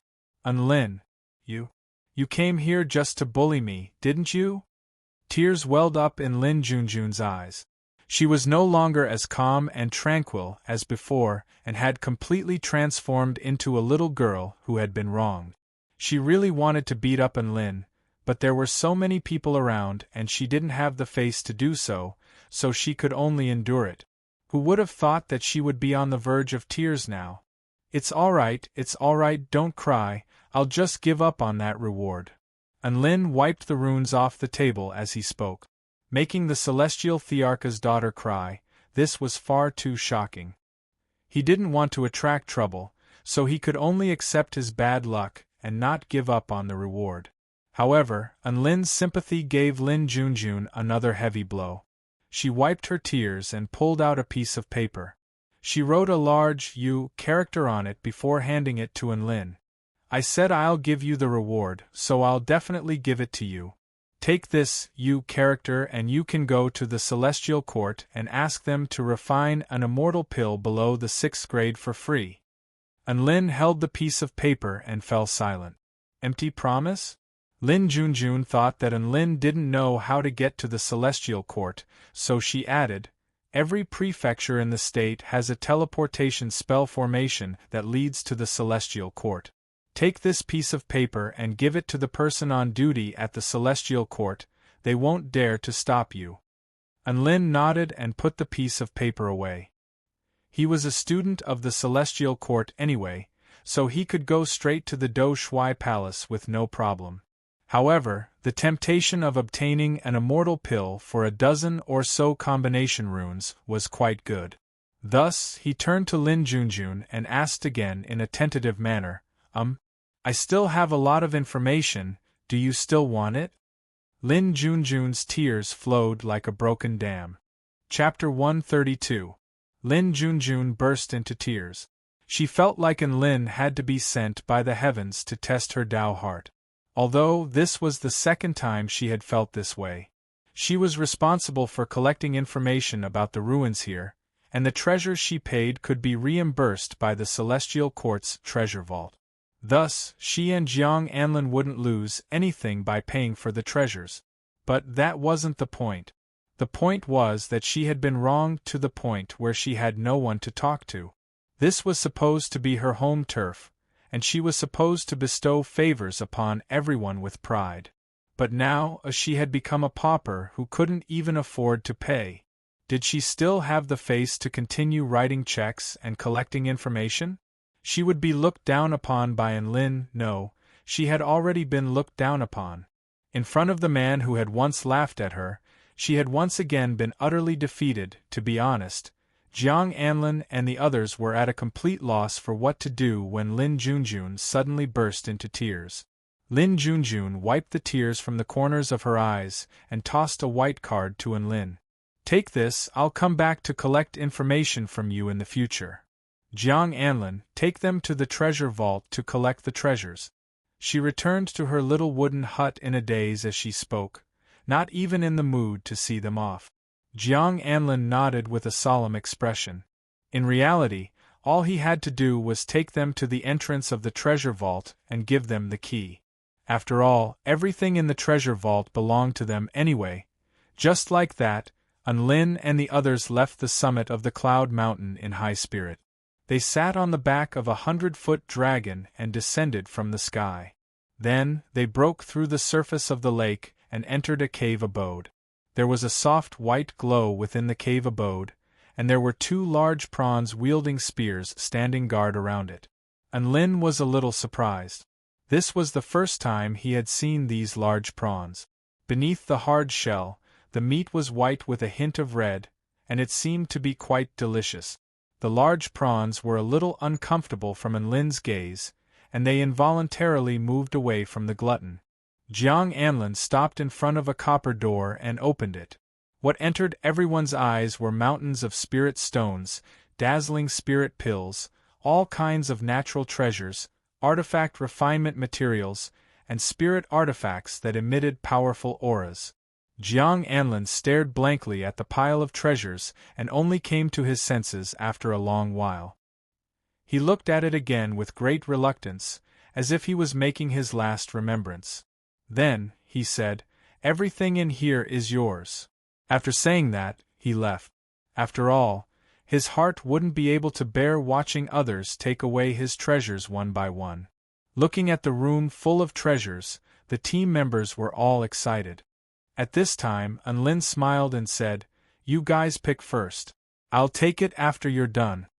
Hearing this, the team members became excited and began to choose from the treasury. They didn't forget what grade of treasures they were supposed to take. These treasures usually had labels to help them identify them. Miao Tian took an elementary rank spirit tool, the first moon dagger. Sun Xinglian took a third-grade spirit pill and an elementary rank spirit tool, the snow jade sword. Zhong Yongyan took a second-grade spirit pill. The clown took an elementary rank protective spirit tool, the black crystal armor, and Xiao Hong took a second-grade spirit pill and an elementary rank spirit tool, the cold rain sword. After taking the items, Xiao Hong placed them into the storage ring Anlin had given her before returning to her storage bag. Immediately afterward, Anlin placed the remaining high-rank spirit tools, 2 intermediate-rank spirit tools, 10 elementary-rank spirit tools, over 20 high-quality spirit pills, a pile of artifact refinement materials, and over 300,000 spirit stones into his storage ring. Seeing this, all the team members gulped. After putting away the items, everyone exited the treasury. Jiang Anlin's heart throbbed with pain when he saw the satisfied expressions on Anlin and the others' faces. However, this was what they deserved. With complicated emotions, he escorted everyone out of the cave abode. After returning to the White Cloud Lake, everyone bid farewell to Jiang Anlin and set off on their journey again. Zhong Yongyan waved his fan with a contented expression. "I don't know if you guys have noticed, but ever since we started hanging out with Big Brotherin, we've had countless miraculous encounters." That's right. Miao Tian's intricate face was filled with joy as she counted on her fingers. First, we got the immortal fruit, then we got the bloodline inheritance, and finally, we got to choose from treasures. It's only been 10 days, but we've already had so many miraculous encounters. We've had more miraculous encounters during this period of time than I've had in the past 10 years combined. Sun Xinglian smiled lightly as the wind swept her hair, making her appear even more beautiful. Luo Zipping laughed heartily. "I can only say that as expected of Big Brotherin, you truly deserve the title of number 1 in the school." Everyone was praising Anlin to the heavens. Even with his thick skin, he was starting to feel a little embarrassed. At this moment, Xiao Chou walked over and draped an arm over his shoulder. "Big Brotherin, I'm starting to understand why you said that after you go out and explore the world, you'll become much more powerful. After receiving the Dark God's inheritance, I'm already showing signs of breaking through, thank you." Hearing this, Anlin was also overjoyed. "Why are you being so polite with me? We're partners." "Congratulations, when you break through to Spirit Nurturing Final Stage, our team will be able to relax even more." Now that Xiao Chou had donned the black crystal armor, he appeared even more domineering and mighty. Hearing Anlin's words, however, he was so touched that he turned his head away, tears welling up in his bulb-like eyes. Anlin suddenly thought of something and asked, "Oh right, Xiao Chou, how do you think humans should cultivate after they materialize a beast core?" Xiao Chou was slightly taken aback. "How can humans materialize a beast core? That's not the point is, how do they cultivate after they materialize a beast core?" Anlin asked seriously. Xiao Chou scratched the monkey fur on his head and said hesitantly, "Then we'll cultivate according to the cultivation method of us spirit beasts. But humans who materialize a beast core shouldn't be called humans anymore, they should be called spirit beasts." Hearing this, Enlin felt his liver ache. Spirit beast Enlin, huh? Xiao Chou continued, "The cultivation method of us spirit beasts is different from that of humans. We mainly focus on tempering our beast core, tempering our body, and comprehending our spirit. Tempering our beast core is to absorb the vital energy of heaven and earth every day and allow the vital energy to circulate through our body. This is to continuously temper the beast core in our jade temple. Tempering our beast core is to continuously strengthen our body through daily training, battle, or ingestion of natural treasures, spirit pills, and miraculous medicines. Comprehending our spirit is to comprehend nature, experience the sentience of all things, explore our own consciousness, and comprehend our own domain. However, this is usually something that only spirit-nurturing final stage cultivators can do." Hearing Xiao Chou's words, Enlin nodded in agreement.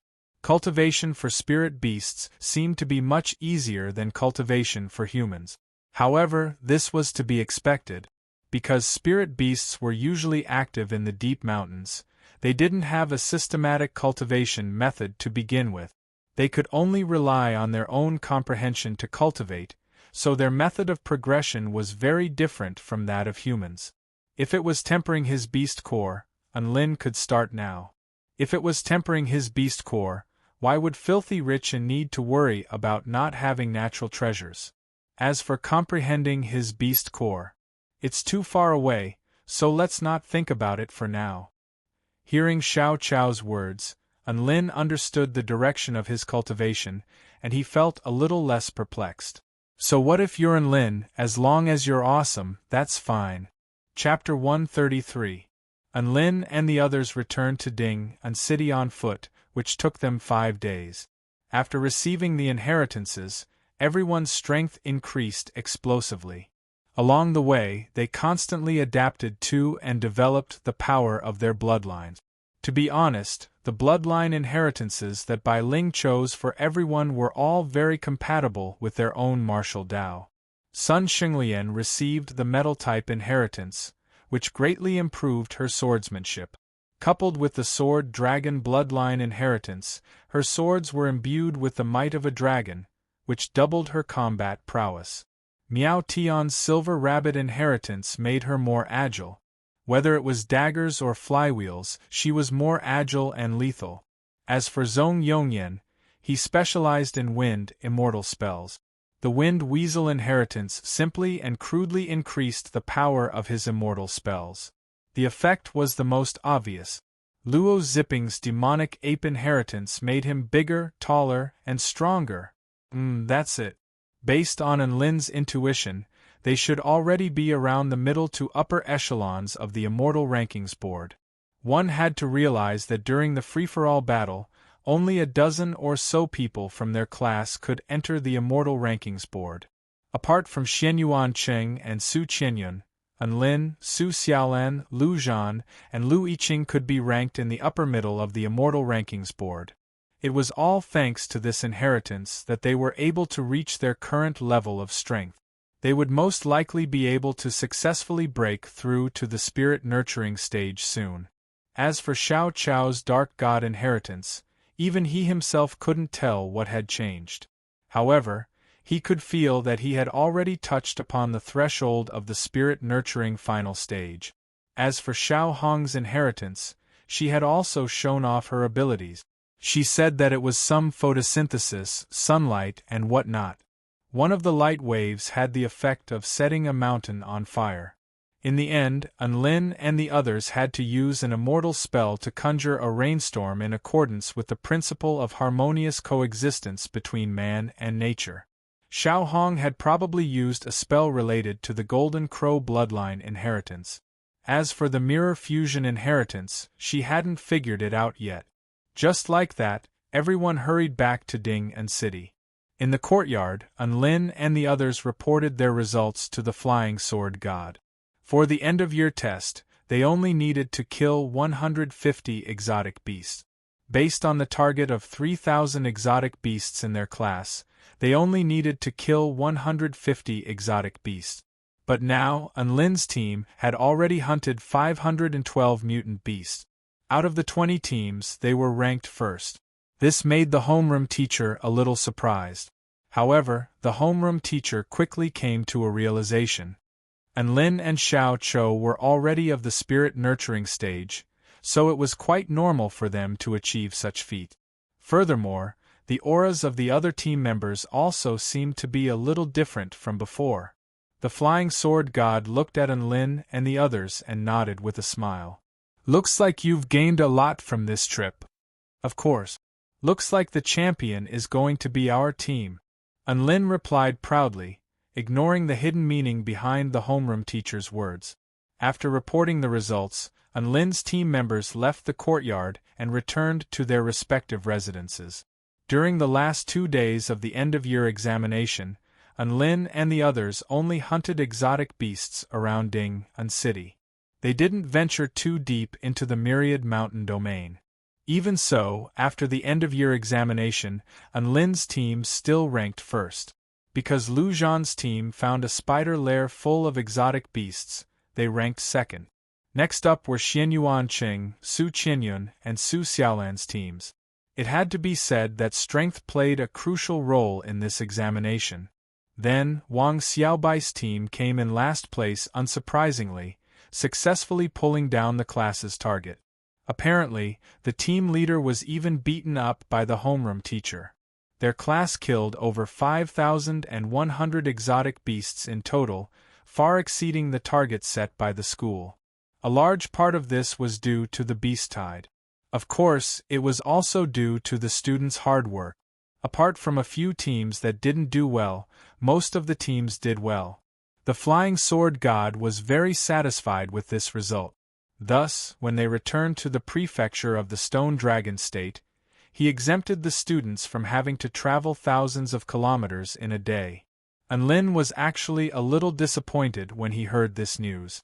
He wanted to show off his brick kinesis flight and show off his flying skills. Who would have thought that he wouldn't be able to display his prowess and could only slowly walk along with his classmate? Soon, everyone returned to the United University of Cultivation in the Celestial Court. Their class had obtained an extremely gratifying result. Vice Principal Yu Hua gave a university-wide commendation and also handed out many prizes. These prizes were nothing more than pills, spirit stones, tool refinement materials, and so on. Unlin's team received many of these kinds of prizes. Filthy rich and didn't really care about these prizes, so he distributed them to his team members. His team members were extremely touched and all expressed that they would follow Big Brother and from now on. What was worth mentioning was that the 4th-year class also received a university-wide commendation. Apparently, during a battle against the Blood Tribe in the Dark Marshlands, a dozen or so students from their class encountered a desperate situation.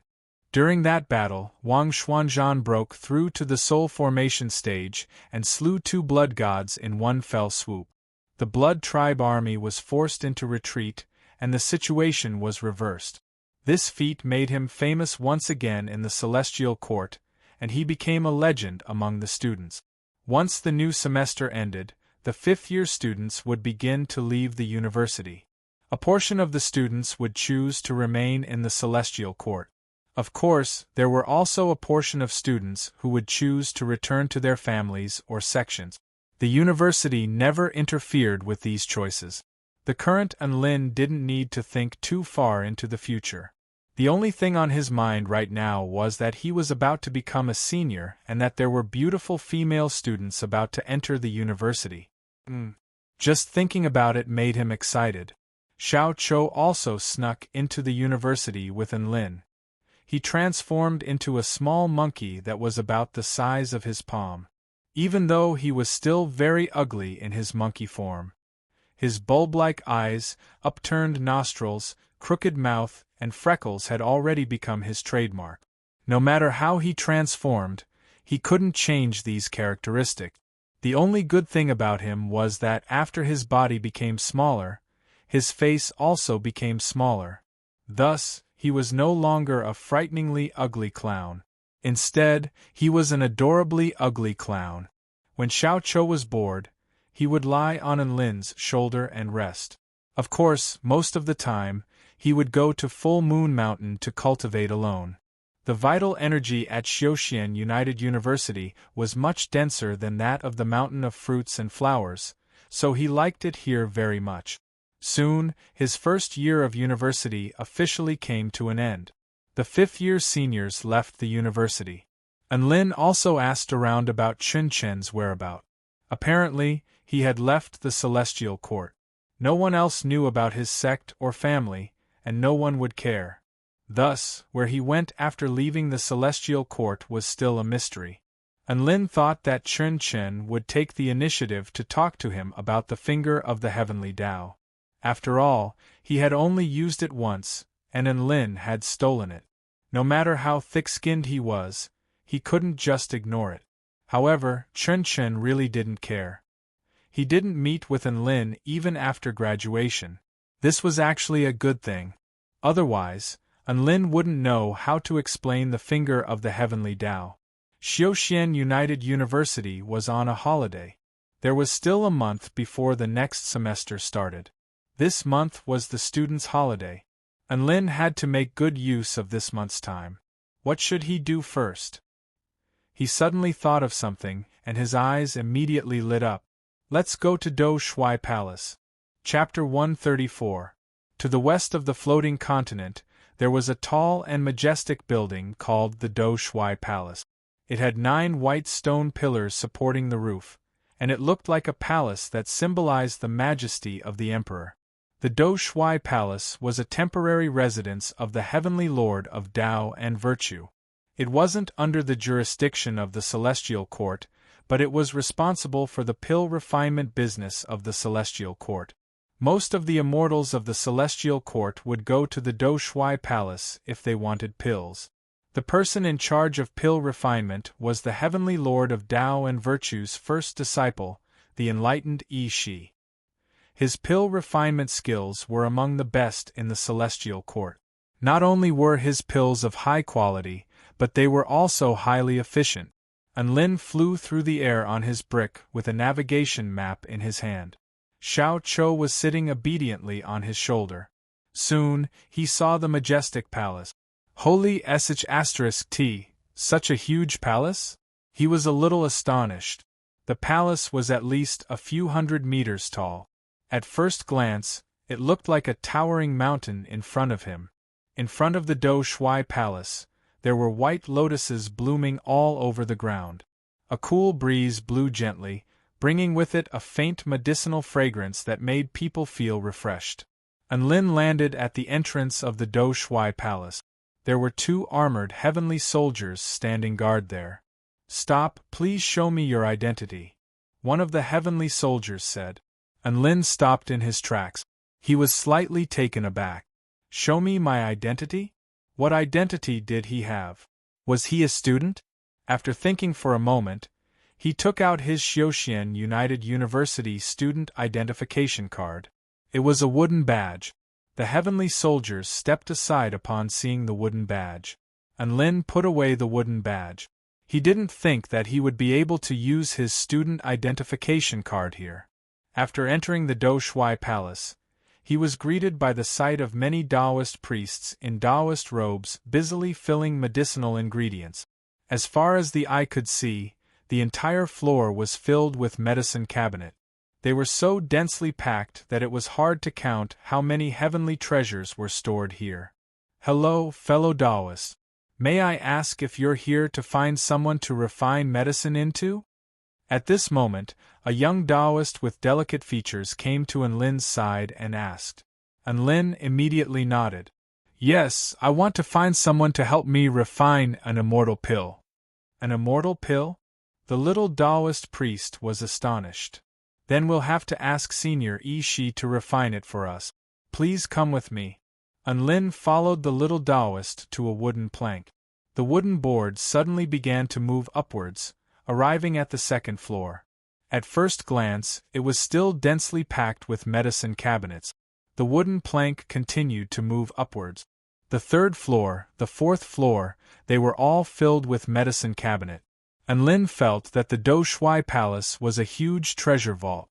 There were countless natural treasures on every floor, and the total amount of these medicinal herbs was terrifying.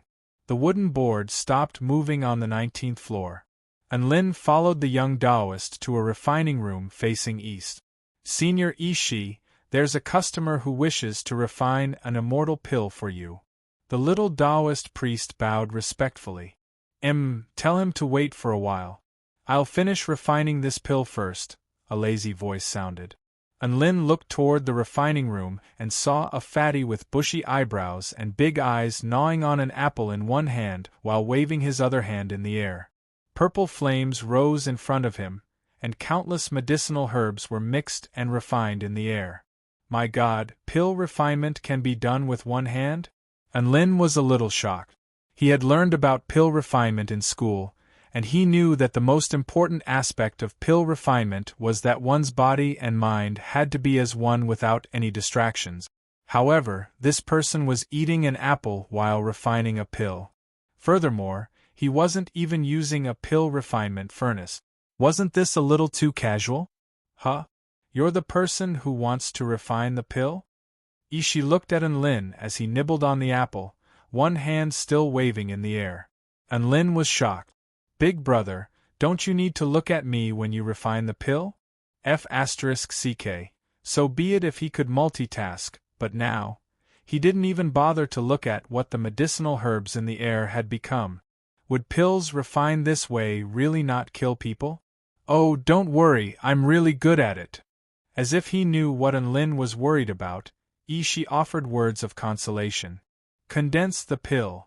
Ishii made a grabbing motion in the air, and the medicinal herbs that were being roasted by the purple flames in the air suddenly began to spin.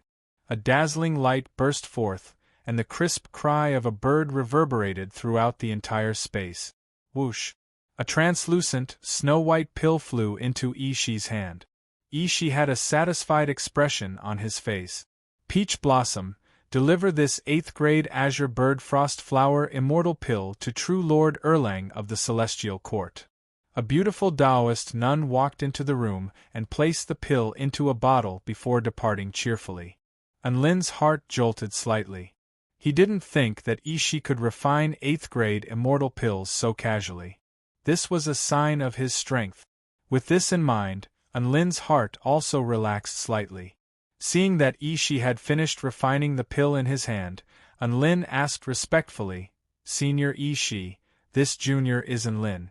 I would like to ask you to refine a 9th grade wood-type immortal pill for me. May I know the price? Ishii yawned upon hearing this. There are many types of 9th grade wood-type immortal pills, and they all have different prices. Which one do you want? Tell me its name. I don't know which one I want either, so I'll go with the cheapest one. Lin replied after a moment of hesitation. Huh? You want the cheapest one? Ishii blinked his large eyes. Are you feeding your immortal pills to pigs? You're only going to pick the cheapest one without even looking at its characteristics? What kind of attitude is that? Lin's lips twitched upon hearing this. I'm the pig you're referring to. Stage 1 Evergreen Technique. Condition: consume 5 wood-type immortal pills in a row. As long as it was an immortal pill, he naturally wanted the cheapest one. Lin made up his mind and said, Senior Ishii, please tell me the price of the cheapest wood-type immortal pill first. Ishii replied with a resigned expression, Vitality Enhancement Pill, 80,000 spirit stones each. Consuming it can strengthen one's constitution, replenish one's energy essence, and slightly expand the capacity of the vital energy C in one's jade palace. Do you want it? Only 80,000 spirit stones each? This was much cheaper than he had imagined. Lin nodded with a smile. Alright, I want it. Give me 5. Ishii glared at him.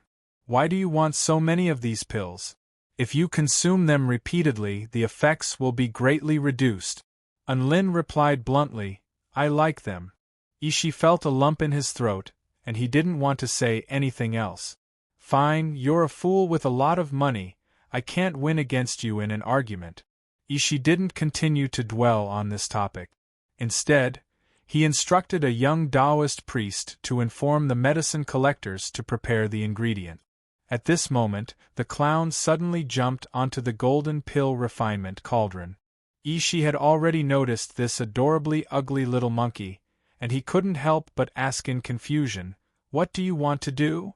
The clown scratched his head and replied, "I heard that the great sage, heaven's equal, Sun Wukong, was refined by the 6 Ding divine flame for 49 days in this pill refinement cauldron, and he achieved the eyes of fire and golden." She grimaced as a certain unpleasant memory was evoked by the clown's words. "You want to try?" The clown shook his head. No, I just want to take a picture with you." Ishi was dumbfounded. "What?" However, when the clown turned to look at Enlin with his lightbulb-like eyes, Enlin cooperatively took out his solar cell phone. Come, clown, stand on top of the cauldron and form a pair of scissors with your hands." "Yes, just like that." "Gotcha. Enlin chuckled happily. "I'm done. Let's take a few more pictures in your original form." The clown's body began to transform, turning into the ugly Monkey King. Come, smile." An ugly smile appeared on the clown's face. "Ishi, what's going on here? Are these 2 lunatics here to ask for pill refinement, or are they here to sightsee?"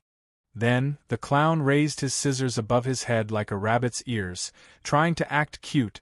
Ishi almost blacked out at this sight, and an urge to beat someone up welled up in his heart.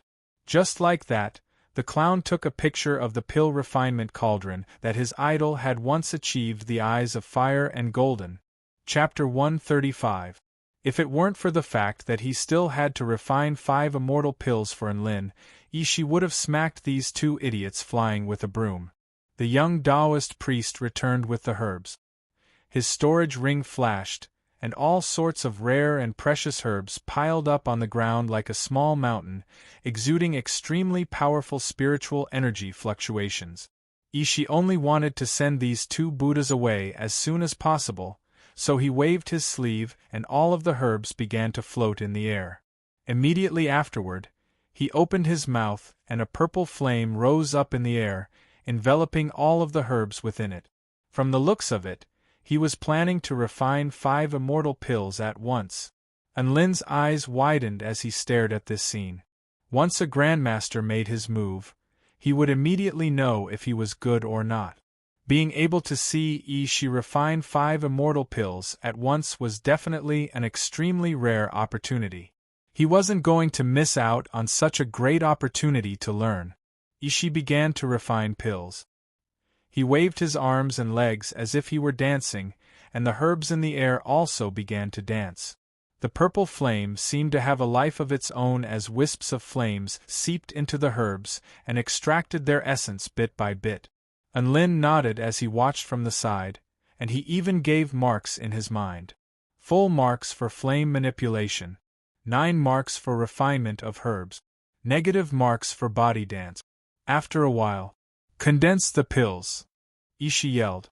Instantly, the purple flames roared and glowed brightly.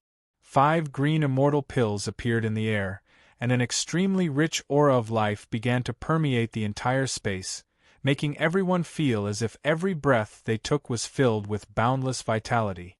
"Here you go." Ishi waved his sleeve, and the immortal pills flew toward Enlin. Enlin excitedly received the 5 immortal pills, as if he were holding some kind of treasure. He also took out 400,000 spirit stones from his storage ring and placed them on the ground. Fortunately, this pill refinement room was very spacious. Otherwise, the mountain of spirit stones would have completely filled the room to the brim. Ishi put away the spirit stones in his storage ring and saw that Enlin had already placed the immortal pills into his mouth. He exclaimed in shock, "You want to eat them now?" Enlin blinked in confusion. "Can't I?" Ishi's round face twitched as he cleared his throat. "It's not that I can't, but before we eat, don't you need to find a good place to meditate or something?" It was like eating an extremely delicious dish. Tasting it in a beautiful environment and tasting it in a messy environment had different feelings. And Lin shook his head. No, I think this place is pretty good. As he spoke, he swallowed the immortal pill. Pure life energy began to fill his entire body, making him feel extremely comfortable. The immortal elixir melted inside his body, and the energy contained inside impacted his whole body, making his essence energy incomparably exuberant. His flesh and bones began to be further strengthened. Inside his jade mansion, the sea of vitality tumbled endlessly as the world's origin energy crazily poured into his jade mansion, further expanding the size of the sea of vitality. Ah, this feels great! And Lin let out a loud cry of relief, his face beaming with vigor. Never in his wildest dreams would he have imagined that even the lowest grade of immortal pills would have such a shocking effect. After the immortal pill's effects were completely digested, he took out the second immortal pill and popped it into his mouth. Ishi was startled. You're still eating it? And Lin looked at Ishi with a confused expression. Can't I? Ishi's chest tightened. This isn't a question of whether I can or not. Didn't I tell you before that if you repeatedly eat the same type of immortal pill, its effects will continuously decrease? And Lin nodded with an earnest expression. So it's still effective? As he spoke, he swallowed the immortal pill in one gulp. Ah, this feels great. Powerful life energy flowed through Lin's body, causing him to moan involuntarily. Ishi, after digesting the second immortal pill, Lin began to eat the third. You! Ishi's eyes widened. Never would he have thought that Lin would want to eat more. Lin looked at Ishi to find that he couldn't speak, so he ignored him and swallowed the immortal pill. Ah, this feels great! Lin discovered that no matter how many times he ate this immortal pill, the feeling of invigorating his entire body and energy would never change. Even though the improvement to his physical body and sea of vital energy was somewhat reduced, it was still really great. Ishi was completely speechless at the sight of Lin's satisfied expression. He had seen people eat immortal pills before, but he had never seen someone eat immortal pills like they were candy. Even if you had money, this wasn't how you spent it. Lin swallowed the fourth immortal pill and shook his head. Ishi's face convulsed. Holy F***ck, is this guy addicted? After digesting the fourth immortal pill, Lin swallowed the fifth immortal pill. He had already reached a mystical realm. It was as if he possessed boundless power and boundless life energy. His entire body felt extremely carefree, and every breath he took made him feel like an immortal. Ishi was a little swayed at the sight of Lin's expression. Could it be that swallowing immortal pills in succession really made him feel like he was going to fly into the sky? He wondered if he should save up some money next time so he could swallow immortal pills in succession. Ding dong! Mission accomplished. The system's voice sounded. Instantly, the contents of the evergreen technique began to flow into Lin's mind as if he had been bestowed with wisdom. A dazzling green light began to radiate from his body, and the green halo above his head became even more dazzling. It seemed to be imbued with divinity, and it emanated boundless might. Ishi and Xiao Chou stared blankly at the halo above Lin's head. They didn't know what to say. Should they yell, "Greetings, Green Hat God"? The green halo gradually disappeared. He had successfully mastered the first stage of the evergreen technique, and his life force had reached an extremely powerful level. His vital energy recovery ability, his body's self-healing ability, and his cockroach-like attributes had all been greatly enhanced. It could be said that as long as Lin's heart and head weren't fatally wounded, he would have a chance to survive no matter what kind of injuries he sustained. Ishi also sensed the change in Lin's aura. He was completely dumbstruck, and even his worldview had been flipped upside down. You've changed. He pointed at Lin as if he had discovered something inexplicable. Only Xiao Chou remained calm and collected. Unlin was able to progress to the spirit nurturing stage after ingesting a beast core, so it was perfectly normal for his body to undergo a transformation after ingesting an immortal pill. Unlin didn't evade the question. Instead, he replied indifferently, "That's right, I've changed." "You've changed because you've ingested immortal pills in succession?" Ishi's eyes widened with excitement. Unlin replied honestly, "That's right. This change will occur after ingesting 5 immortal pills in succession." "That's right, that's exactly what the system said." However, he didn't expect that his words would create such a terrifying alchemy maniac. Ishi felt as if a door to a whole new world had been opened up to him. So that's how it is. This is a realm that very few people have set foot in. I understand now. Quantitative change leads to qualitative change. As long as there's enough of something, it will evolve in quality. Ishi laughed heartily. His eyes were filled with gratitude as he looked at Unlin. Unlin had given him far too much inspiration. This kindness was like giving him a new lease on life. Chapter 136. Unlin successfully learned the evergreen technique. His system's missions were refreshed once again, and a new mission had appeared. In terms of cultivation methods, the metal-type cultivation method was updated. Stage 1 Divine Weapon Origin Energy Condition: successfully nurture a weapon spirit. Nurturing a weapon spirit was an extremely mysterious mission. It could be said to be difficult, but it could also be said to be easy. Unlin had a pseudo-immortal weapon, the evil-slaying sword. There was no problem with the material, but nurturing a weapon spirit was a matter of fate. For example, sometimes a weapon and its master could nurture a spirit after spending so much time together.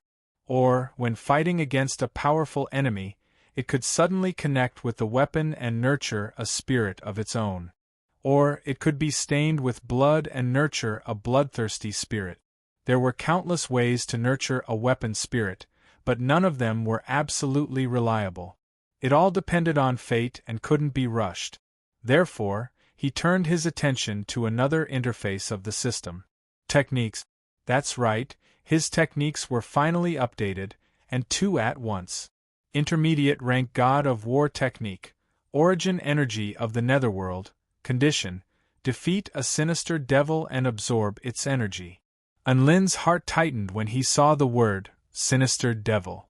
The sinister devils mentioned here weren't humans or any other species. They were a special species that often appeared in the outer regions of the Tai Chu continent. They were twisted demonic creatures that contained boundless negative emotions. Ordinary people would not be able to defeat it. Once they got close to it, their minds would be taken away and they would be reduced to a walking corpse. With Unlin's current strength, going to the outer regions of the Tai Chu continent was suicide. However, there was a place called the Abyss of Evil in the inner regions of the Tai Chu continent. There seemed to be a small number of sinister devils there as well, and they were relatively weak. This might be a good choice for Unlin. He turned his attention to the second technique. Intermediate rank God of War Sword Technique. 6 strikes of the War God. Condition: sign a contract with 2 spirit beasts. This mission, Unlin glanced at the clown and then thought of Dabai. He instantly felt that this was the mission with the highest chance of success. The techniques of an intermediate rank God of War were definitely awesome. One should know that the mountain quaking fist that Unlin normally used was only a beginner war god level immortal technique, but it was already considered one of the best immortal techniques out there. An intermediate level immortal technique was definitely one level higher than that. As he thought of this, he began to look forward to it. These were all the new missions that the system had given him. After reading through them, Unlin turned his attention back to Ishi. There was one more thing that he needed to consult with a professional. "Senior Ishi, there's something else I'd like to ask you," Unlin said as he looked at the fatso standing before him. "What is it? Go ahead." Ishi was in a good mood at the moment, so he spoke with a smile on his face. Unlin was a little nervous. How many spirit stones does that second-grade immortal pill, The ultimate creation pill, cost? She was shocked to hear this. Ultimate creation pill? What do you want that for? I owe someone one of these immortal pills, so I wanted to ask about the price, Unlin said with some embarrassment. Is 1,000,000 spirit stones enough? He continued. He did some calculations and found that there weren't many spirit stones left in his storage ring. There were only 100 vital stones, which was equivalent to 1,000,000 spirit stones. Ishi chuckled as if he was amused by Unlin's words, and his large belly jiggled. You said 1,000,000? Ha ha. Even if I add another 0, it might not be enough. Unlin's mouth gaped open upon hearing this, and he was rooted to the spot in shock. Not even 10,000,000 spirit stones? What an exaggeration! This was a huge blow to filthy Richin. Ishi explained upon seeing Unlin's expression. 1,000,000 spirit stones can only buy the cheapest third-grade immortal pill at most. However, the ultimate creation pill is the most difficult second-grade immortal pill to refine. The pill refiner must have reached the pinnacle of pill refinement. Just this alone is something that very few people in the Kingdom of the Nine States can achieve. There are also all sorts of unimaginable treasures that can't even be found in the Do Shui Palace. You also have to go to a special environment and use it to refine the pill. She looked at Unlin with great interest as he said this. You must have died a horrible death back then. Otherwise, you wouldn't have needed an immortal pill like this. However, what I'm more curious about is, who on earth gave you an immortal pill like this? One had to realize that Unlin was only a cultivator of the spirit nurturing stage, and the ultimate creation pill was a supreme-grade immortal pill that couldn't even be bought with 10,000,000 spirit stones. She was extremely curious as to which mighty figure would be so extravagant. It was Celestial Maiden Chang-yi. Unlin didn't try to hide this. This was no longer a secret at their school. It was Ishi's turn to be shocked. His eyes widened even more than a clown's. Chang-yi actually helped you. What's wrong with this world? Then, a thought occurred to him, and he exclaimed in surprise, Who is Chang-yi's husband? Unlin was dumbstruck. Huh? Ishi asked in a panicked voice, Are you her son? Unlin. It had to be said that Ishi's mind was quite sharp. Unlin naturally tried his best to clarify this point. However, even Unlin couldn't explain why Chang-yi was so nice to him.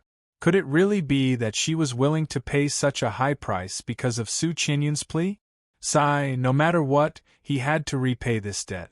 Unlin was wondering if he should find some time to thank Chang-yi in person and give her a realm-piercing nail or something.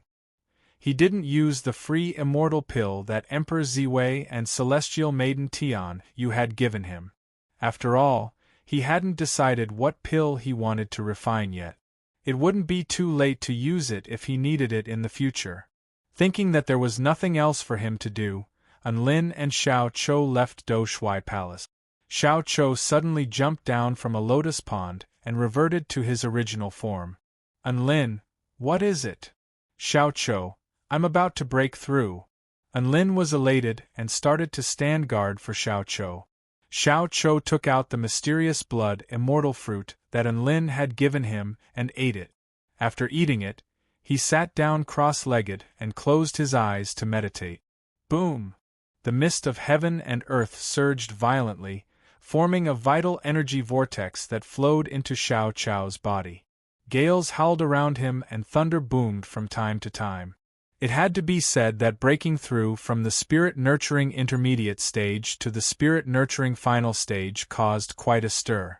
As the vital energy surged more and more violently, a large amount of black flames suddenly appeared on Xiao Chou's body. These flames enshrouded his body, and it was as if they were imbued with an aura that could engulf all things. Anyone who looked at them would feel as if their minds were being sucked in. The ground around him started to turn black and the grass around him also started to wither. Unlin was shocked. He clearly didn't understand why these flames would suddenly appear on Xiao Chou's body.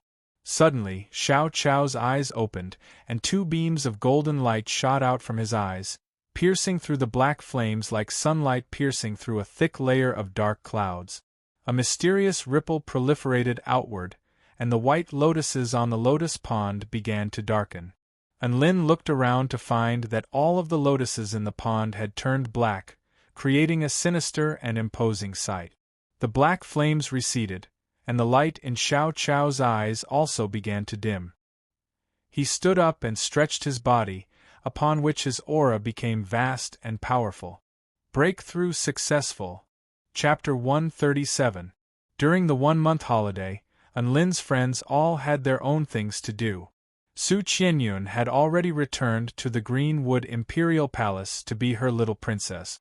Xianyuanqing had also returned to the 10,000 Spirits Immortal Sect to be his crown prince. Even Su Xiaolan had to return to the Vermilion Bird Sect to report on some matters. As for Unlin's old teammates, they either returned home or returned to their sections.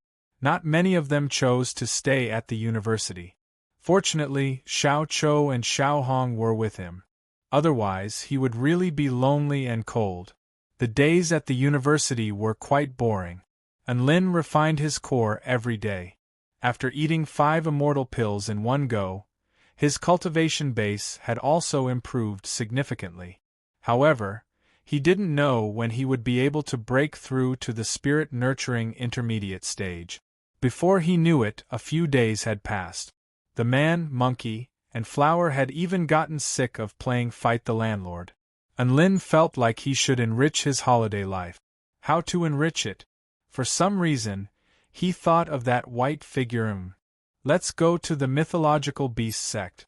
Without further ado, Unlin arrived at the university's teleportation spell formation and was directly teleported to the Stone Dragon State's prefecture. The mythological beast sect was actually located in the Stone Dragon State's White Lake prefecture. Unlin had wanted to visit Dubai for a long time, but he had never had the chance due to the year-end exams.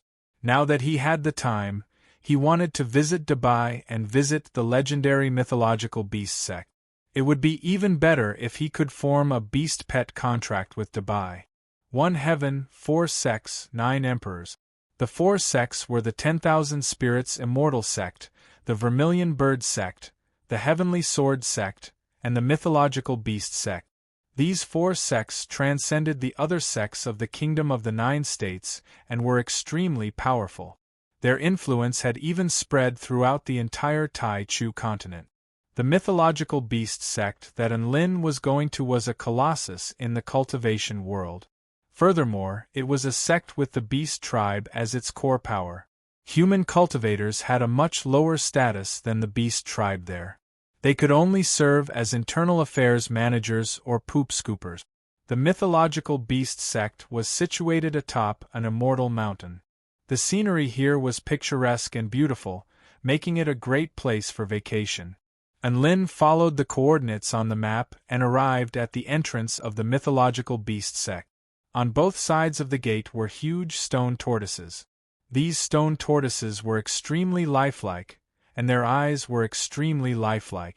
They carried a disdainful gaze. Unlin looked into its eyes and felt a sense of inferiority from the bottom of his heart. There were 2 human guards at the gate.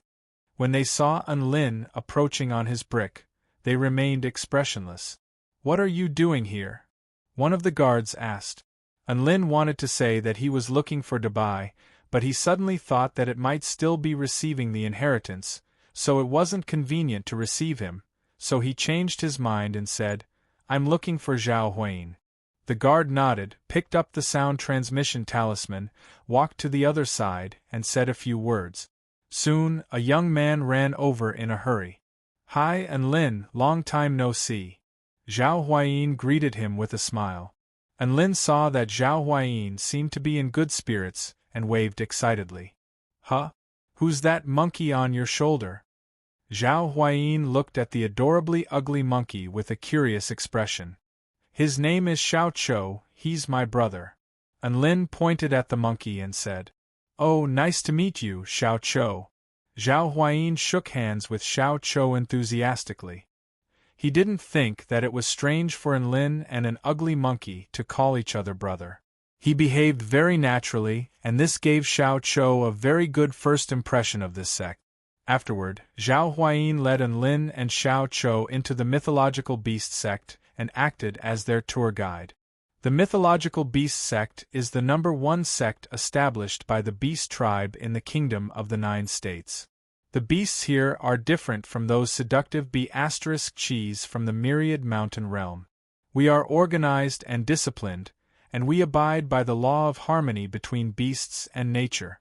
Over the past few years, we have been continuously developing and growing stronger. In recent years, many talented individuals have emerged in our tribe, such as the 4 little dragons of the beast tribe and the 3 immortal beast overlords. I'm sure you've heard of them, right? Zhao Huayin was full of pride as he introduced the mythological beast sect. It looked like he had a strong sense of belonging here.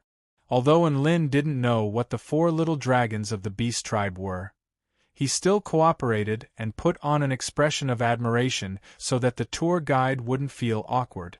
The activity and fitness plaza is up ahead. Zhao Huayin pointed ahead. Enlin looked around and saw that this was an extremely wide and flat area. There were many cultivators walking their pets on it. There were all kinds of animals. The smaller ones were mice, puppies, and kittens. The bigger ones were crocodiles, elephants, lions, and tigers. There were also some animals that he didn't understand at all. For example, a small wolf with wings, a furry ball, and a 2-legged ice cube.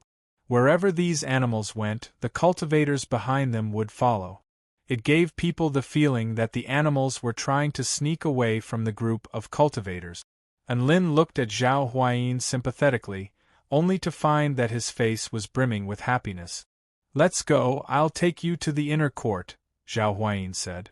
"Enlin, this place is divided into the inner court and the outer court?" Zhao Huayin, of course. The outer court is where the beasts that haven't reached the core formation realm live. There are many human cultivators in charge of logistics. The inner court is where the powerful beasts that have reached the core formation realm mainly cultivate. The Dabai you're looking for is also there. Enlin was immediately filled with anticipation. He was also a little nervous, as if he was visiting his in-laws. Along the way, he saw many adorable little animals and couldn't help but want to pet them. However, almost all of these little animals looked at Enlin with disdain in their eyes. Enlin couldn't help but feel a little hurt. "Don't mind it, these little animals are all afraid of strangers, that's how they are," Zhao Huayin consoled the depressed Enlin. "Wait, why is Dabai so afraid of strangers? Why is he asking to be my beast pet?" Enlin was confused. Zhao Huayin felt like a sword had been stabbed in the heart when he heard this. Now it was his turn to be depressed. After passing by a clear stream, another gate appeared in front of them. This time, there were no human cultivators guarding the gate. Instead, there were 2 muscular tigers. They exuded an extremely powerful aura, indicating that they had already reached the spirit-nurturing stage. Enlin clicked his tongue in wonder.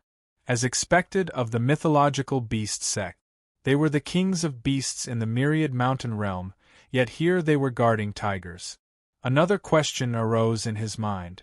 Didn't they say that 2 tigers couldn't share a mountain? How come 2 tigers could share a gate here? This wasn't the animal world at all. Enlin followed behind Zhao Huayin, his mind filled with all sorts of thoughts. Just as he was following behind Zhao Huayin, a huge white dog walked toward them. Enlin thought it was Dabai and was overjoyed. However, upon closer inspection, he discovered that it was completely different from Dabai. The huge dog in front of them had fur that was as beautiful as Dabai's, but it was a little more slender, and its face was also more gentle and beautiful. It was completely different from Dabai's adorable and mighty appearance. The huge white dog stopped in its tracks when it saw Enlin and the others. A feminine voice sounded from its mouth. "Zhao Huayin, who's that next to you?" Zhao Huayin lost his composure when he saw this huge dog, and he became nervous. In the end, he seemed to be unable to resist the scorching gaze of the huge dog, and he stammered, He's that Enlin." "What? You're Enlin?" The huge white dog's fur stood on end upon hearing this, and it glared at Enlin. Enlin shuddered. Killing intent. Chapter 138. Enlin felt like the huge dog's killing intent was directed at him. He was a little dumbstruck as he clearly didn't understand why this huge dog was so hostile toward him. This was his first time here, and he didn't manage to steal the dog's bones. Thankfully, the huge dog's killing intent quickly receded, but its eyes were still filled with hostility. "What are you doing here?" This was clearly directed at Enlin, and Enlin didn't hide anything. "I'm here to see Dabai." The huge dog grinned. It looked quite beautiful, and its tail was slightly raised. F*ck off. Enlin, did this dog eat gunpowder? Why was it so rude? Zhao Huayin inched closer to Enlin with a slightly embarrassed expression. This dog's name is Qinghua, and she's Dabai's childhood sweetheart. Enlin faltered upon hearing this. So what? Zhao Huayin spoke again. Most importantly, she likes Dabai. Enlin. He finally understood why Qinghua was hostile toward him. Enlin looked at Qinghua with a sincere expression.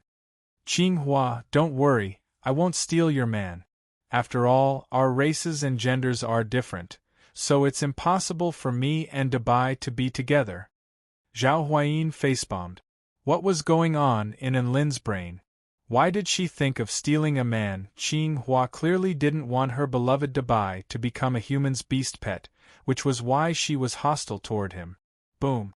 Terrifying energy fluctuations proliferated from Qinghua's body. She roared with rage. Why would Dabai want to become a beast pet of such a stupid human? No, I have to put an end to this today. Woof woof. A layer of golden light suddenly enveloped Qinghua's body, and she pounced toward Enlin at an extremely fast speed. "Stop, woof!" A familiar voice sounded. Enlin raised his head and saw Dabai flying over on a seven-colored auspicious cloud like a peerless hero. The strong wind pressure hit Qinghua like a cannonball. Qinghua's body was hit by the wind pressure and fell to the ground, creating a huge crater. Amidst the smoke and dust, Dabai landed and stood in front of Enlin. He said angrily, "Why did you hit my master?" Woof. When Enlin heard Dabai take the initiative to call him master, he was very touched. He really wanted to give Dabai's furry body a hug that he hadn't had in a long time, but he was afraid that Qinghua would get jealous, so he could only hold back. Qinghua crawled out of the huge pit. He looked a little disheveled, but he wasn't injured. She looked at Dabai. Woof Woof's big eyes were filled with tears and her voice trembled. "You hit me?" Dabai frowned. "You were the one who attacked first. I was just trying to stop you." Qinghua looked aggrieved. Tears fell from the corners of her eyes and wet the fluffy white dog fur. "You actually hit me because of him." Seeing Qinghua's appearance, Dabai pouted, but his aura weakened. "Don't be unreasonable. This is my choice." Woof woof woof. Qinghua's ears and tail drooped. She looked delicate and pitiful. "You've never hit me since I was young." Enlin's body trembled. What was going on with this Qiong Yao-style drama? Was it a dog sadomasochism? Should Dabai not have made a move? Qinghua looked so pitiful. Why did he feel a little sad when he saw it? "Little Qing." Dabai's tone finally softened. "Woof woof. I'm going to ignore you, woof." Qinghua turned around and ran away without looking back. Dabai took a step forward with his paw, but in the end, he didn't move. He just silently watched the leaving figure without saying a word. If this scene happened in the rain, it would probably make many people cry. "Tui!" A voice suddenly sounded. A sly smile appeared on Dabai's face as he spat on the ground. That annoying little vixen finally got away. Enlin, the clown who was wiping his tears. What was going on? "Dabai, I'm touched by you." "Let's go, Enlin. I'll show you where I live," Dabai said cheerfully. Enlin calmed himself down and pointed at Dabai's back. Dabai raised his eyebrows. "Okay." Enlin laughed and excitedly jumped onto Dabai's back. Dog kinesis flight again. That long-lost feeling and familiar body temperature made him very touched. Dabai rushed into the sky and flew toward his residence. On the ground, Zhao Huayin stared blankly at the sky. He looked at Dabai and Enlin disappearing into the distance. He didn't cry during the dog abuse scene, but now tears flowed from the corners of his eyes. Dabai flew in the sky, but his eyes were looking in another direction. This scene was coincidentally captured by Enlin. Dabai lived in a luxurious courtyard. There was a black-furred lion of the spirit-nurturing stage as its butler and a dozen or so human cultivators as servants. From this, it could be seen that its status in the mythological beast sect was definitely not low. In its bedroom, there was a very thick bone that faintly glowed with a 5-colored light. "This is my favorite bone, woof." Dabai picked up the bone with his mouth and licked it with elation. Enlin was shocked. "This is the bone of a rainbow cow?" Dabai's eyes lit up. "That's right. I didn't expect you to know this kind of bone."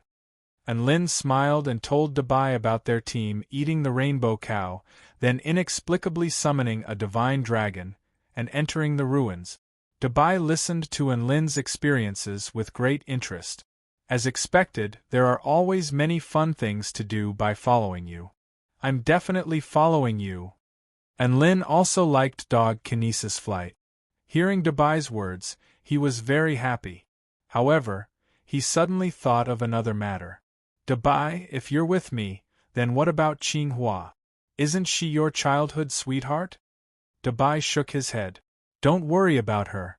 I only treat her as a younger sister. After I leave, she will take good care of herself." For the sake of Dabai's future, Enlin felt that he couldn't make such a hasty decision. He said solemnly, "If you do this, what will happen to your offspring? Will your parents allow it? Also, after following me, you might not meet such a beautiful dog. You have to be mentally prepared. When you feel lonely, don't come to me." Dabai seemed to realize the seriousness of the problem. Seeing this, Enlin went straight to the point. "Do you want to get on Qinghua?" "Get on Qinghua?" Dabai blushed and spat. "I don't want to get on Qinghua. I only treat her as a younger sister."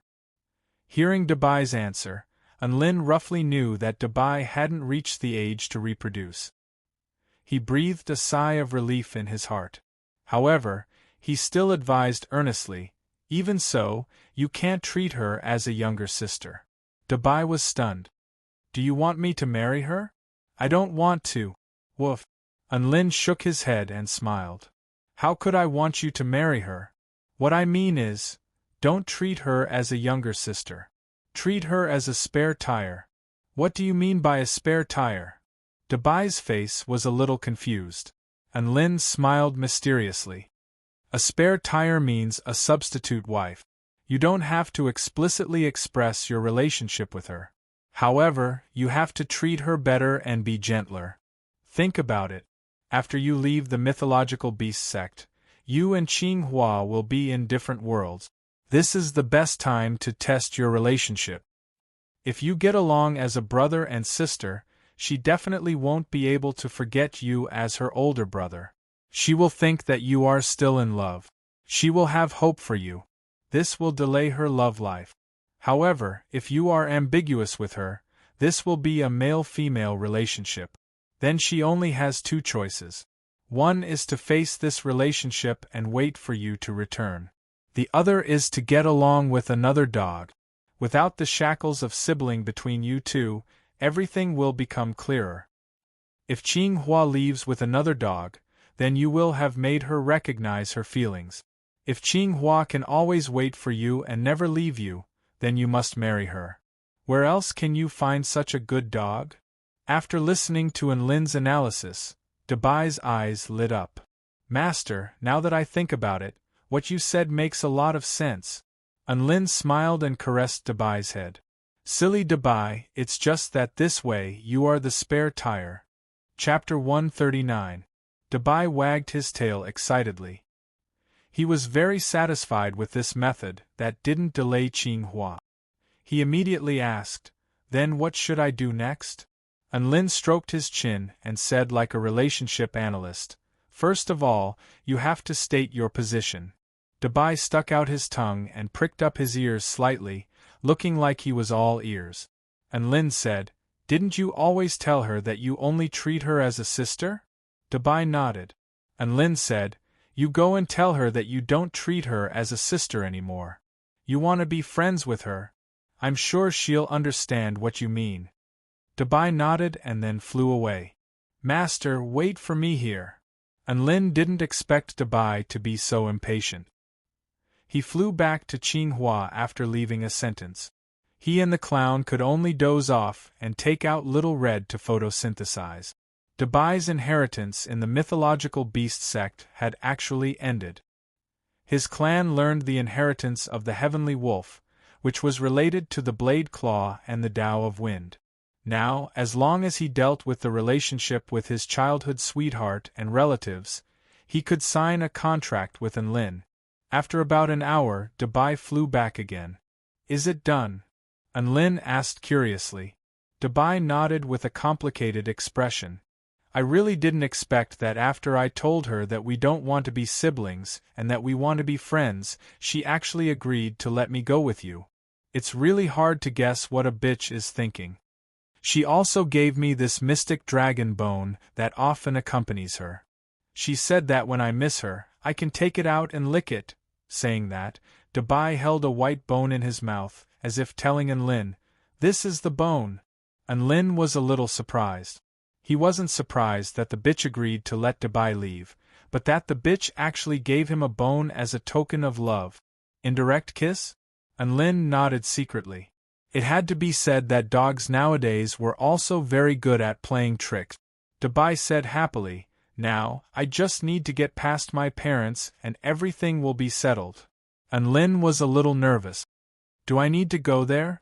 Dabai tilted his head and thought for a moment, then said, "It's best if you follow me. My parents also said that they want to see you." Hearing this, Enlin became even more nervous. What would it feel like to be missed by Dabai's parents? Would they suddenly pounce on him? "Clown, transform back to your original appearance and help me hold the line," Enlin said helplessly. With a bang, the clown turned into the mighty and majestic golden-eyed Monkey King, who was clad in black crystal armor and wielding a silver iron staff. When Dabai saw the clown's appearance, his eyes widened. "So ugly. Bah! What a mighty monkey!" Enlin was amused by Dabai's reaction. "His name is Clown. He's a brother who has gone through fire and water with me." Dabai was filled with deep veneration and nodded excitedly. He greeted Clown. "Hello, Clown, my name is Dabai. I'm also a brother who has gone through fire and water with Enlin." Back then, during the free-for-all battle, the fame of the heroic couple of man and dog struck fear into the hearts of the students of the Celestial Court. Everyone knew about them. Along the way, Dabai began to brag about his glorious deeds. Clown was full of curiosity, and Enlin was also very happy to hear him brag like this. It just so happened that it could relieve his tension. Along the way, Dabai told Enlin some things about his parents. For example, his mother was a white-furred dog of the soul formation stage, while his father was an immortal beast of the return to void stage. He was one of the famous 3 immortal beasts of the mythological beast sect. The more Enlin listened, the more uneasy he became. *T, why is Dabai so powerful? Am I really going to let Dabai be my beast pet? His parents are an immortal beast and a soul beast, such lofty existences. Would they really agree to let their son become the beast pet of a cultivator of the spirit-nurturing stage? With this in mind, even Enlin himself didn't believe that they would agree. His main concern now was, what if Dabai's parents swallowed him whole if he didn't take good care of them? Clown's deterrent effect was also no longer effective. Apart from his looks that could scare Dabai's parents, if they really fought, he probably wouldn't even be able to withstand a slap from his mother. Sigh. How depressing. Enlin felt like he was walking into hell. When they arrived at the address of Dabai's parents, a butler came out to greet them. This butler was a pig that walked upright. The muscles all over his body bulged, and seemed to contain extremely powerful energy. There was a stern expression on his face, and it was clear that he wasn't someone to be trifled with. And Lin was astonished, and called him a bodybuilding pig in his mind. The bodybuilding pig was also surprised to see Clown, but he didn't say much. After learning that Dabai wanted to see his parents, he silently led the way. In an ancient courtyard, 2 huge white-furred dogs were lying lazily on soft, immortal grass cushions. "Dad, Mom, I'm here to see you, woof." Dabai walked in first and spoke. And Lin also walked in, feeling extremely nervous. Then, he saw a huge white dog that was adorable and mighty, and a white dog that was slightly more slender and beautiful. F***ck. Why does it feel like they're copies of Dabai and Qinghua? He originally thought that the dog with the title of Overlord's 3 immortal beasts would be a domineering giant dog that looked down on the world. However, when he looked at Dabai and then at his father, Lin was a little confused. If Dabai's father ran over and called him master, Lin would definitely foolishly think that he was Dabai. This time, he finally understood the racial barrier that Clown was talking about. It was really difficult to tell the difference between different races by looking at their faces. It was still easier to distinguish someone as ugly as Clown. Junior and Lin greet Senior by Xian and Senior Chun. And Lin bowed respectfully. Bai Xian and Chun were the names of Dabai's parents. When they heard Lin's words, they finally perked up a little. They opened their half-closed eyes and examined Lin. When they looked at Clown, their eyes widened even more, and they seemed to suck in a breath of cold air. "Mother, what do you think?" Bai Xian inquired. "This human cultivator is quite handsome and pleasing to the eye, but isn't this monkey a little too ugly? Can Dabai's heart take seeing this monkey every day?" Chun asked in a mellow voice. "I think Brother Monkey is very normal. It won't affect me anyway, woof." Dabai immediately retorted. After hearing Dabai's words, Chun's expression became a little solemn. "Father, look. It's only been a few hours, and our child's eyes have already been blinded. This is way too unsafe." Lin, Clown, transform," Lin suddenly said. Clown immediately understood and transformed into an adorably ugly little monkey with a bang. He sat on Lin's shoulder. Chun's eyes lit up when she saw this. She nodded. There's no problem now. There's a hint of cuteness in this ugliness." Bai Xian yawned and wagged his snow-white tail. "If Mother doesn't have any objections, then I don't either. Dabai, don't go around fooling around in the future. And Lin, if Dabai loses even a single strand of dog fur outside, I'll hold you responsible, woof." Hearing Bai Xian and Chun's words, Dabai and Lin were both overjoyed. They knew that they had passed their parents' test. Lin never would have thought that meeting their parents would be so easy. All they had to do was look at their faces. Achoo! Dabai was so excited that he sneezed. A strand of white dog fur slowly fell from his body. Lin, Dabai, Bai Xian blew out a breath of air, and the white dog fur instantly turned to dust. Then, he smiled wickedly. Lin, this time at home doesn't count." Looking at this ancestral smile, the corner of Lin's mouth twitched. But in the end, he still bowed gratefully and then left the courtyard with Dabai.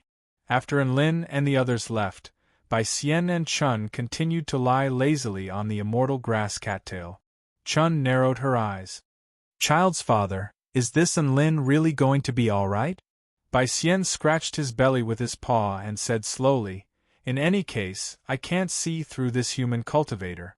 He's full of uncertainties. Who knows, Dabai might have a great opportunity if he follows him." Chun closed her eyes. "There'll probably be a lot of danger." Bai Xian also closed his eyes. "Isn't that normal? Which powerful beast doesn't experience some trials and tribulations? What kind of future can they have by staying at home all the time? Alright, time to sleep." Chun didn't say anything. She was already snoring. It seemed like she had fallen asleep. Bai Xian was also snoring loudly, enjoying the leisurely afternoon. Chapter 140. Before leaving the mythological beast sect, Anlin and Dabai went to meet up with Zhao Huayin again. Zhao Huayin had pretty much taken care of everything in the mythological beast sect. They would meet again at the start of the second year, so they waved goodbye after a brief conversation. There was no need to make things too emotional. Anlin rode on Dabai and arrived at the top of a hill. The sun shone brightly here and a light breeze blew gently. It was a good place to take care of business. He made a hand seal and muttered something. Vital energy surged around him. He slid his finger across the air, and a drop of golden blood appeared on his fingertip. Then, it dripped onto Dabai's forehead. Whoosh! An invisible contract connection began to form between Anlin and Dabai. Dabai's eyes lit up, and he stuck out his tongue excitedly. I did it! I feel like we're connected by an invisible thread. Is this what it feels like to be a beast pet? Moreover, I can actually sense your position invisibly. Anlin nodded with a smile. We're both spirit-nurturing stage cultivators. As long as we're within a 5-kilometer radius, we can sense each other. After successfully signing a contract with Dabai, Anlin began to extend his claws toward Xiao Chou. He fished out Xiao Hong and said to Dabai, "Let's get a number. This flower is called Xiao Hong. She signed a contract earlier than you, so why don't you let her be the boss?" Xiao Hong knew that Dabai had already signed a contract with Anlin, so she waved her lush green leaves in greeting. Dabai didn't really care about the number. He asked curiously, "What about Xiao Chou? Is he number 2? Xiao Chou scratched his fur sheepishly. "I haven't signed a beast pet contract with Big Brother and yet." Anlin patted Xiao Chou on his shoulder. "There's been too much going on recently. Xiao Chou and I haven't thought about this." Dabai chuckled. "Haha, then I'm number 2. Clown, hurry up and sign a contract with Master. That way, your karma will be linked, and your future will be limitless. If you don't follow Master, you'll regret it." Anlin wore a tranquil smile on his face, but he was praising in his heart, "Well done, Dabai. This assist. I don't even know how to praise you anymore." Dabai's thoughts were very simple. He just wanted to have a third brother so that he could be a second brother. The clown had a conflicted look on his face. He looked at Anlin with his lightbulb-like eyes and asked timidly, "But can I really do it?"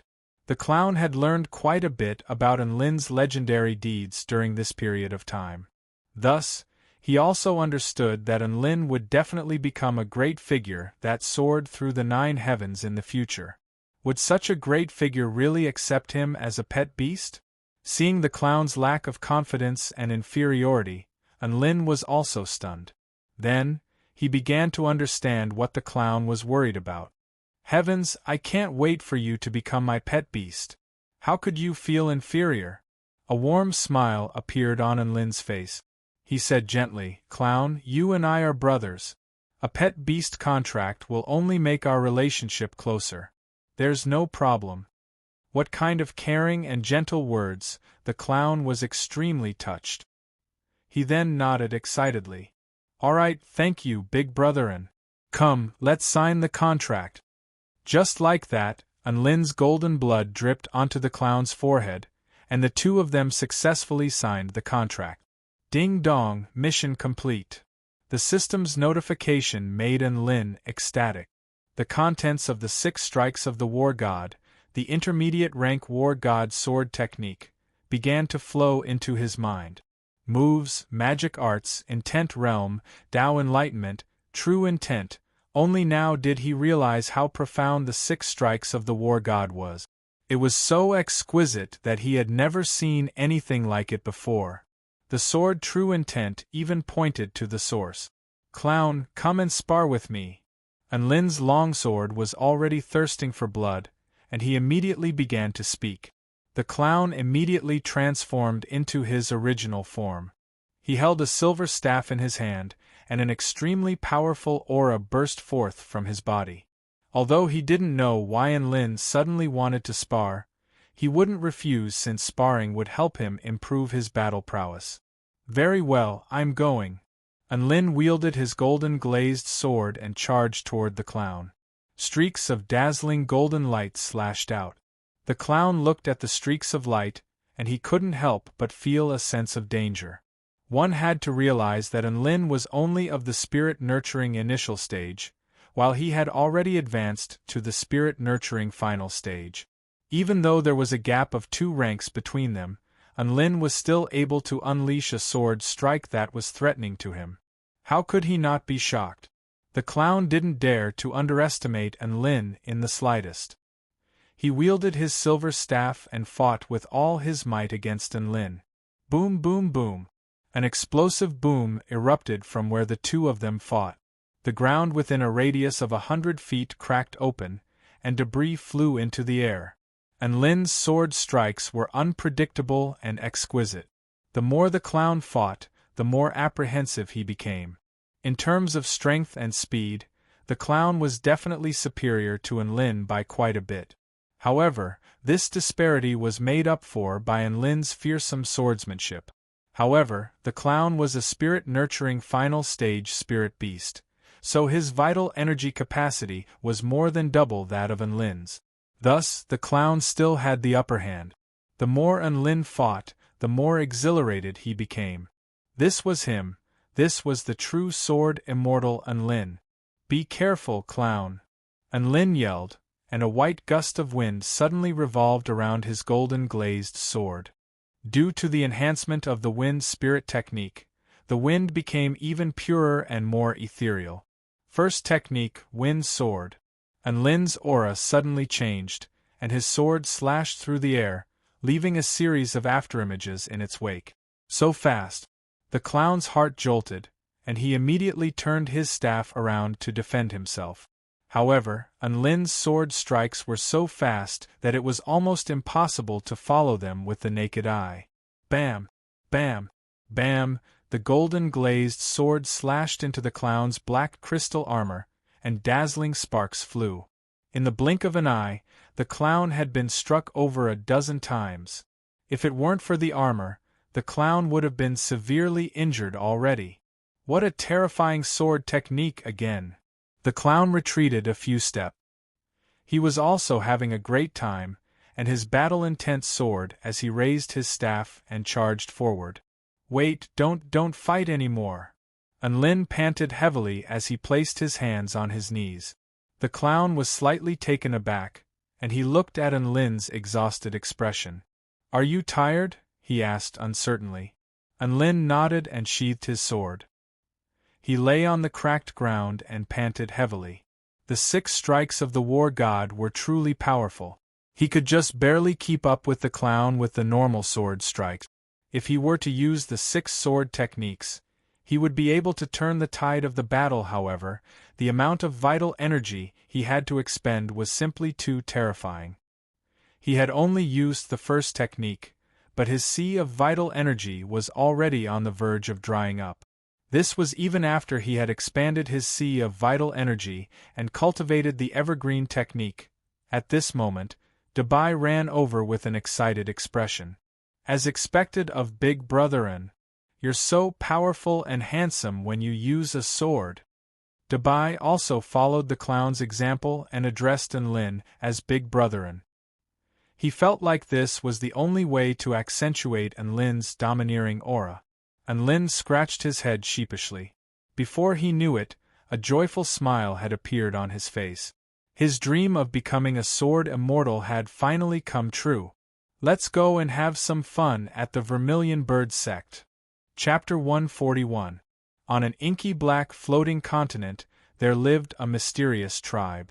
They were born with extraordinary strength.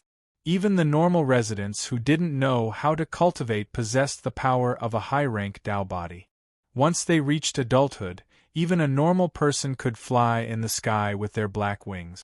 This tribe often appeared at night, and every time they moved, they would bring a storm of blood to the Tai Chu continent. All living beings on the Tai Chu continent viewed this tribe as the demons of the night. They were also known as the Dark Wing Tribe because they all had a pair of black wings. However, this tribe proclaimed themselves to be the messengers of the heavenly Tao, and everything they did was for the heavens. On the floating continent where the Dark Wing tribe lived, there was a gigantic castle standing at the very center. 11 engravings hovered around the castle, exuding a vast divine light. These engravings represented the 11 paramount monarchs of the Dark Wing tribe. There were originally 12 engravings, but due to the sudden death of the Dark Knight monarch, one of the engravings was shattered, resulting in the current 11 engravings. This shook the entire Dark Wing tribe, and the Dark Wing Emperor issued an order to mourn for 3 months. The mourning was still ongoing, and the Dark Wing tribe was still immersed in a sorrowful atmosphere. Within the castle, the Dark Wing Emperor stood with his hands clasped behind his back, looking down at the 11 monarchs. A bleak voice sounded from the Emperor's mouth. "Starry Night Monarch, you gave up on the investigation of the Dark Knight Monarch. I punish you to supply energy to the heart of darkness for 100 years. A sinister-looking man bowed respectfully. "Starry Night Monarch, as you command. 100 years of hard work to get his life back, what a steal! We can't just let the Dark Knight Monarch die, and we must retrieve the evil-slaying sword. Which one of you will take over?" The Dark Wing Emperor's voice sounded again. It was bleak and distant, but it struck directly into the hearts of all the monarchs. The monarchs all fell silent, clearly contemplating their options. After all, their enemy was someone who could kill the Dark Knight Monarch before she could even use the starless sky of Slaughter formation disk, so they couldn't be too cautious. After a while, a beautiful woman with long, inky hair that fell to her knees slowly walked forward. Her eyes were as gentle and clear as the moon, but her expression was as calm as still water. "Moonlit Knight is willing to take over." The Dark Wing Emperor nodded approvingly. "Very good. If you succeed, not only will you obtain a divine fruit, but you'll also receive a divine fruit. You will also be qualified to enter the Heaven's Fissure and comprehend the Tao inheritance light that appears once every 1,000 years. All of the monarchs shuddered upon hearing this, and they couldn't help but cast envious glances toward the Moonlit Knight true monarch. Divine fruits were hard to come by, but the light of Tao was even harder to come by. Comprehending the Tao inheritance light would give them a chance to touch the threshold of the Tao integration realm. How could they not be tempted? However, there was only one such opportunity every 1,000 years. The heavenly rift was about to open, but the Moonlit Knight Monarch had snatched the spot away. "Thank you for your reward, Your Majesty."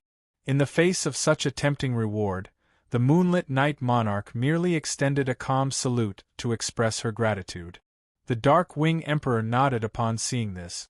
The Moonlit Knight Monarch was one of the top 3 monarchs among the 12 monarchs, and she was much more powerful than the Dark Knight Monarch. Moreover, she was calm in handling matters, planning before taking action. None of the missions she took on had been a failure. In other words, in the eyes of the Dark Wing Emperor, the Moonlit Knight Monarch was the best candidate to handle this matter.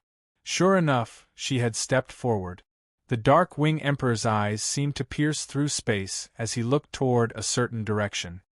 Evil-Slaying Sword, by Hua State.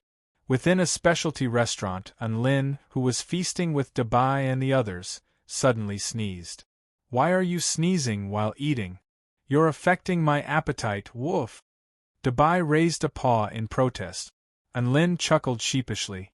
"Maybe some beautiful woman is missing me. She's too powerful and too handsome, so I can't do anything about it." Dabai rolled his eyes and ignored him as he continued to eat. They were on their way to the Vermilion Bird sect. Because it was a vacation, Unlin planned to have some fun and experience the culture of the Kingdom of the 9 States. Perhaps it was because he had seen too many beautiful celestial maidens, but he didn't see many beautiful women along the way. However, the food was very much to Unlin's liking. They went to various restaurants and ordered dishes that they had never seen before. They were also very satisfied along the way. After eating to their heart's content, Unlin went to the Feng Hua court to see the women. The Feng Hua Court wasn't the kind of place one would imagine. It was a place where singers sang and dancers danced. Aside from that, there was nothing else to be done. It was like watching a theatrical performance on Earth. And Lin wasn't really interested in the dancing of the dancers. However, the singing of the singers was very attractive to him. The songs that were popular in the Kingdom of the Nine States were all very melodic, and had a certain artistic beauty to them. The singers were all very engrossed in their singing, and their melodious voices lingered in the air. It was like a beautiful combination of sound and form, and Lin enjoyed it very much. The bright moon hung high in the sky. Somewhere in the sky above the Baihua State, the space was torn apart by a pair of snowy white hands. A woman walked out from the spatial passageway. The moonlight shone down on her, making her appear gentle and holy. She was the moonlit night monarch, who had rushed over from the mobile castle to carry out a mission. I can sense that the evil-slaying sword is nearby. The moonlit night monarch closed her eyes and raised her head slightly as she took a slow breath. I can't send people there directly. The karma will be very obvious if I do that. What can I do to dilute the karma and still obtain information? A light breeze blew past, and the moonlit night monarch's body floated into the sky like a willow leaf. Become a part of nature and completely become a bystander. A being that has no heart, doesn't interfere, doesn't care, yet knows everything. A faint smile appeared on her face. Her entire body was enshrouded by moonlight as she floated into the sky and transformed into a star. This star didn't twinkle. Its light was very much like the moonlight, gentle and watery. It was actually a small, round moon with a distinct silhouette. The moon was like the star, and the star was like the moon.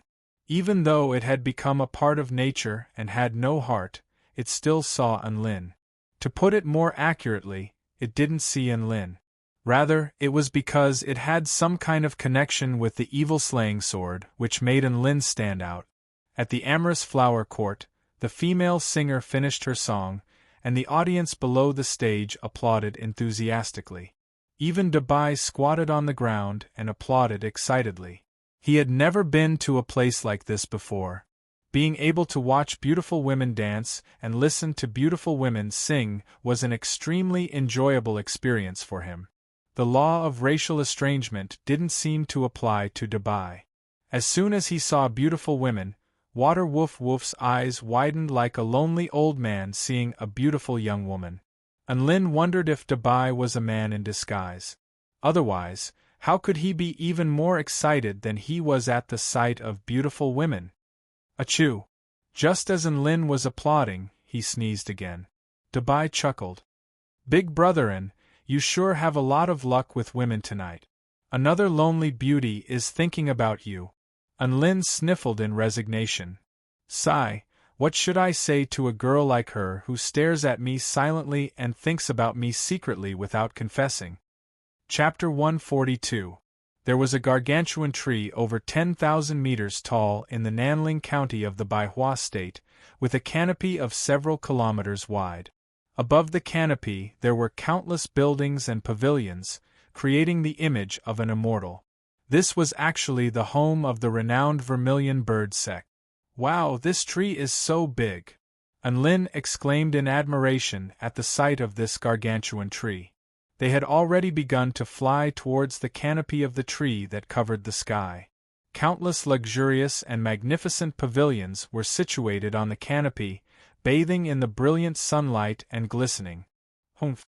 These buildings are so annoying, they're blocking Grandpa Tree's photosynthesis. Xiao Hong poked its head out of Lin's pocket with displeasure. Plants really didn't think the same way as them. Lin looked at the gargantuan tree to find that it was still full of vitality and lush foliage. The vermilion bird sect had been playing on top of this tree for tens of thousands of years. No, it had been playing with fire for tens of thousands of years, and there was nothing unhealthy about Grandpa Tree. He shook his head and didn't dwell on this matter any longer. He continued to fly upward on Dabai's back. 2 vermilion pillars stood between the trees, with the image of a flaming phoenix in the middle. Stop, what are you guys doing here? A guard in a red Taoist robe stopped Lin and the others. Lin was just about to speak when he saw Dabai come out with a badge in his mouth. The guard's expression shifted upon seeing the badge, and he immediately half-knelt to the ground and cupped his fists. "Welcome, master." Dabai nodded indifferently and swaggered in with Lin on his back. "Holy F***ck. Dabai, when did you become a master of the Vermilion Bird sect?"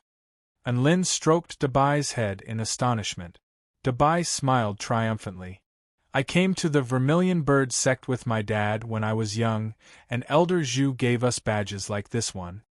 He said that we could enter and leave the sect freely with this badge. I didn't think I'd be able to use it here." Lin came to a realization. The Mythological Beast sect and the Vermilion Bird sect were both part of the Kingdom of the Nine States, so it was normal for them to have dealings with one another. Immediately afterward, they began to wander around the Vermilion Bird sect. "Big brother, and have you noticed?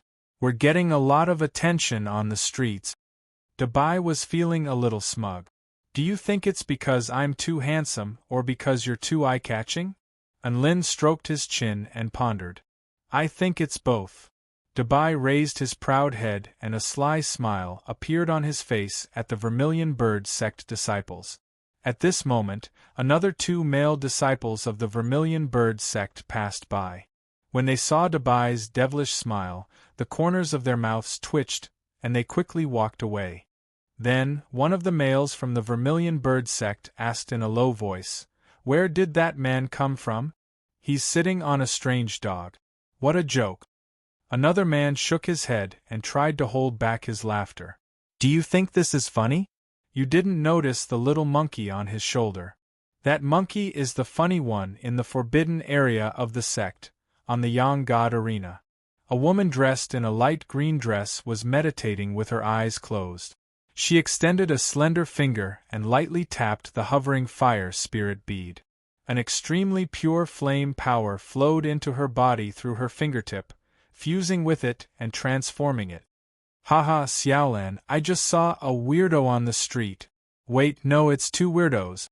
A crisp and pleasant voice suddenly sounded in the forbidden area. A beautiful woman in a purple dress ran over briskly. The woman meditating in the forbidden area was none other than Su Xiaolan. She opened her eyes and smiled lightly. "Sister Lan Yen, mind your image. If you keep yelling and screaming in the forbidden area, you'll alert that elder. You'll have to go into seclusion again." Lan Yen blushed upon hearing this, but she still asked excitedly, "Guess what I just saw?" Su Xiaolan snapped, "You've seen 2 weirdos." Yes, those 2 weirdos are too funny, ha ha ha ha." Lan Yen put one hand on her waist and the other on her stomach as she laughed uncontrollably. Su Xiaolan rolled her eyes. This senior sister had a strong point that seemed like a flaw, and that was that her sense of humor was too low. In the past, she could laugh for half a day when she saw a turtle lying on its back and unable to turn over. Thus, Su Xiaolan was not very interested in the weirdos that Lan Yen mentioned. It was nothing more than some disciple tripping on the ground, or someone using a flame refinement technique to roast themselves. There was nothing funny about it. Lan Yen patted Su Xiaolan's shoulder, and her laughter subsided for a while. "There's a man riding on a white dog," she said excitedly. "He's taking a stroll around our sect on a white dog. You didn't see their appearances, but they look very impressive. This is the first time I've seen someone riding a dog, ha ha ha ha." Su Xiaolan curled her lips. "If one day you see someone riding a pig in a parade, you'll probably die of laughter. Really laughter." However, for some reason, the words, "riding a dog," echoed in her mind, and her heart stirred. A curious expression appeared on Su Xiaolan's face. "Sister Lan Yen, what do you think those 2 weirdos look like?" The guy is quite handsome, and the dog has very white fur and is very cute." "Oh right. There's also an ugly monkey on his shoulder, which is also very funny, ha ha ha ha." As if recalling a certain scene, He once again poked this senior sister's funny spot and began to laugh unrestrainedly. A white-furred dog and an ugly monkey? It was most likely that he had come. Su Xiaolan was a little excited, and she grabbed onto Lan Yan's hand. Let's go. Take me to see them. Lan Yan was slightly taken aback. Huh, Sister Lan, I thought you weren't interested in this kind of thing. Why are you so enthusiastic today? But that's fine, I wanted to go back and take a look anyway. Let's go. There was a huge red crystal wall in the Vermilion Bird Sect's training ground. Enlin sat on Debai's back and slowly made his way into the practice arena. Phew, it's so hot here. Isn't there air conditioning? Enlin felt waves of heat wash over him as soon as he entered the training ground. Flame explosion technique. A male disciple yelled as he hurled a huge fireball toward the red wall. Boom. Flames exploded, and a yellow number of 366 and a red number of 210 appeared on the wall. Wow, it even has a counting function? Enlin was astonished.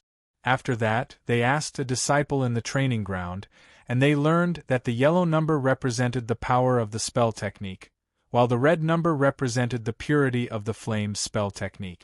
Many disciples of the Vermilion Bird Sect were practicing their immortal spells here, and they unleashed one fire-type immortal spell technique after another, causing a series of explosions to ring out.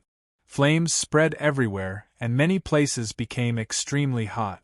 However, the more these disciples practiced, the more motivated they became. In particular, when some disciples saw the red number increase, such as from 215 to 216, they would jump with joy. The Vermilion Bird Sect has really put a lot of thought into this. This can indeed motivate the disciples to practice immortal spells. Enlin nodded as he walked toward the red crystal wall with interest. Flame Fist. Enlin yelled as he unleashed a fire-type immortal spell that he had learned in the Celestial Court. Boom! The crystal wall trembled, and the numbers began to appear. 611 in yellow, 190 in red. Enlin sighed lightly. The power of his fist was almost twice as powerful as that of the disciple who had unleashed the flame explosion technique, but the purity of the flame spell was much lower. At this moment, the clown suddenly transformed back to his original form. Let me try as well. Saying this, a black flame appeared in his right hand. This flame didn't appear to be very hot, but it was imbued with an aura of annihilation. Whoosh! The clown threw the black flame at the red crystal wall. Another violent boom sounded, and the entire red crystal wall began to tremble as a faint red light emanated from it. The numbers began to appear. 850 in yellow, 803 in red. Holy F***CK, it's so high? Enlin's eyes widened. In contrast to Enlin's shock, most of the disciples in the practice arena were dumbfounded by the numbers. These disciples were all using immortal spells against the red crystal wall. When the red crystal wall emitted a red light, they naturally noticed it immediately. Almost everyone stopped what they were doing, and their faces were filled with incredulity. A male was still holding a fireball in his hand, and he didn't even realize that the fire had reached his eyebrows. He stared blankly at the numbers on the wall. They understood even better what this value meant. The purity of the flame has reached over 90%. This must be the level of a divine flame. A male disciple murmured. Which freak from our sect is it? No, could it be that the sect leader came here to play? A disciple looked left and right, trying to figure out who had unleashed that immortal spell. A female disciple patted the disciple's shoulder and pointed in Enlin's direction. None of them. I've been secretly keeping an eye on them ever since they came in. The one who unleashed that attack just now was that monkey.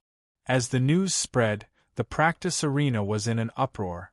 Many disciples turned to look at the clown, and their pupils constricted as they gasped in shock. The ugly monkey was so terrifying. Chapter 143. Lan Yen and Su Xiaolan walked through the sect together. Two beauties walking together always attracted the attention of many sect disciples, not to mention that they were the most outstanding young prodigies of the Vermilion Bird sect. The two of them were already used to these scorching gazes, and didn't pay them much heed. "Look, this is where I saw them before." Lan Yen pointed at the small plaza before them with a smile. "They looked like they were on a spring outing, it was so funny." Su Xiaolan nodded. "What happened after that? Which direction did they go?" Lan Yen faltered slightly before replying sheepishly, I didn't pay attention at the time, I was too busy laughing." "You? Then why did you bring me here?" Su Xiaolan felt a headache coming on. So this senior sister had brought her here to carve a boat for a sword? Right at this moment, a man hurriedly flew past on his sword. "Hey! Brother Mo Hai, where are you going in such a hurry?" Lan Yen yelled excitedly at the sight of the man. Mo Hai was the #1 prodigy of the younger generation of the Vermilion Bird sect. Regardless of whether it was his bloodline power or his overall combat prowess, he was far superior to his peers. Even Su Xiaolan, with her exceptional aptitude, was no match for him. Mo Hai paused in mid-air upon hearing this, and there was a hint of excitement in his crimson eyes. "So it's Sister Lan Yen and Sister Su Xiaolan. Something big has happened at the Trial of Flames, and I have to go check it out." "What is it?" Su Xiaolan was a little uneasy. For some reason, she was reminded of that person who would never rest no matter where he went. "I heard that there's a monkey at the flame trial grounds. Its flame purity is over 90%. I have to go and see what it is. I'll be taking my leave then." Mo Hai flew away on his sword as he spoke, unwilling to waste even a second. Su Xiaolan and Lan Yen were both a little dumbstruck upon hearing this. "My God, its flame purity is over 90%? I remember that you and Mo Hai are both over 80%, right? Where did this monkey come from? How could it be so powerful?" Lan Yen stammered. Su Xiaolan was still in a daze. Could it be the clown? That wasn't right. Didn't the clown use a silver rod? When did fire-type immortal spells become so powerful? She knew that now was not the time to worry about such things, so she immediately flew up on her sword. "Senior sister, let's go to the cultivation field to have a look." Lan Yen nodded when she heard this. She controlled the fire feather fan and followed behind Su Xiaolan to the training ground. At this moment, the Vermilion Bird sect's flame cultivation field had descended into chaos. All of the disciples of the Vermilion Bird sect felt as if they had just taken a roller coaster ride. At first, they were shocked. When they saw the clown's appearance, they were frightened, and then they were shocked again. Slowly, it evolved into today's fanaticism. The disciples completely surrounded Lin and the others, and it was practically impenetrable. Brother Monkey, who is your master?" "What? Are you from the Myriad Mountain domain? Then where did you learn your flame magic from? Can you tell your little sister?" "What? Monkey bro, you're this little brother's pet beast? Huh? You're Lin from the Celestial Court?" Everyone asked all kinds of questions at once, and Lin felt like his ears were about to explode. However, the clown seemed to be enjoying himself, and he flashed an ugly smile the entire time. This was the first time he had been so popular. At this moment, a crimson streak of light flew into the cultivation field. A disciple yelled in surprise, "Brother Mo Hai is here."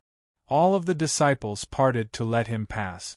Mo Hai was the most powerful cultivator among the younger generation of the Vermilion Bird sect. Both his strength and potential were extremely terrifying.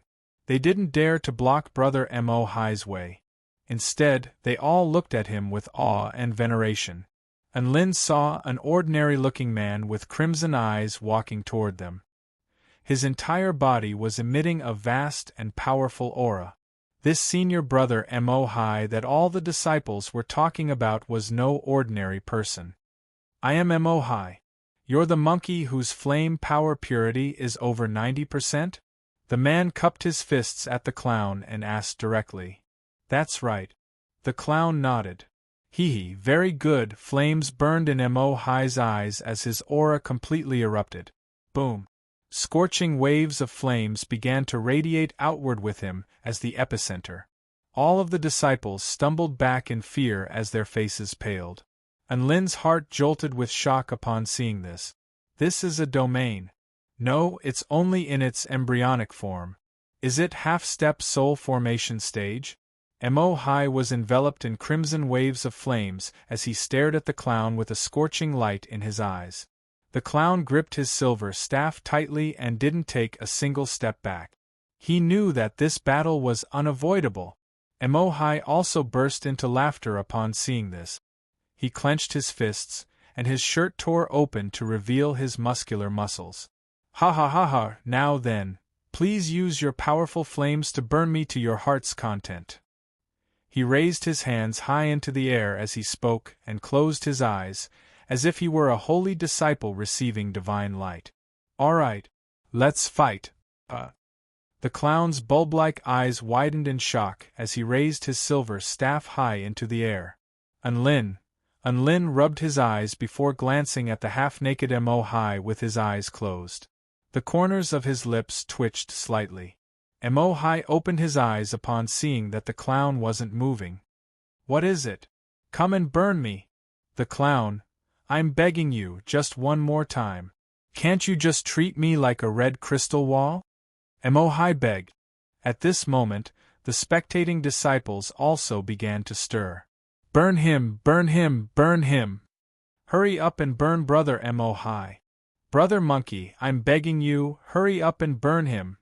Unlin was astonished by this heresy, and he was unable to recover his composure for a long time. The clown scratched his head. Seeing the excited crowd and Mo Hi's expectant expression, he finally threw out a ball of flames with a resigned expression. The black flames were imbued with an aura of annihilation as they crashed into Mo Hi's chest. Ah! Mo Hi's heart-wrenching screams could be heard from the cultivation field as the flames around him collided with the black flames. Su Xiaolan and Lan Yen heard Mo Hi's screams as soon as they arrived at the cultivation field. Ah! Brother Monkey, fire harder! Ah! I can't take it anymore, Brother Monkey, slow down. Ah! Brother Monkey, make the firepower stronger. A group of disciples gathered in a circle, all of them blushing with embarrassment. Ha ha ha! Brother Mo Hi's screams are so funny. Lan Yen couldn't see him, but she could hear his voice. By the time Su Xiaolan and Lan Yen passed through the crowd, the intense battle had come to an end. Half of Mo Hi's body was black and red. He lay on the ground in a half-dead state, and the smell of barbecue wafted from his body. However, there was a blissful smile on his face. He had mastered the power of the black flames that could devour everything in the world. He was a maniac. As long as it was a powerful flame, he would test it with his own body. He had an innate talent, and that was the ability to accurately sense the power of fire and the intent of fire. Through this kind of direct comprehension, he was able to take a step further in his own path of the Tao of fire. It was this insane determination and talent that allowed him to become the #1 cultivator in the younger generation of the Vermilion Bird sect. Su Xiaolan's gaze swept past Mo Hi, who she couldn't bear to look at, before finally settling on the handsome young man. The young man also happened to look in her direction. Unlin. Su Xiaolan. Chapter 144. Unlin and Su Xiaolan called out each other's names at the same time. The spectators were initially dazed before coming to a realization. Unlin was a student of Class 1 of the Celestial Court, so the two of them were classmates. Furthermore, Unlin had most likely come to the Vermilion Bird sect to see Su Xiaolan. Just like that, the atmosphere became a little tense. Some of the male disciples felt a sense of emptiness in their hearts. How should they put it? The fact that Unlin was here to see Su Xiaolan meant that the two of them definitely had a special relationship. Su Xiaolan was an exquisite beauty with exceptional aptitude, and she was the goddess in the hearts of many sect disciples.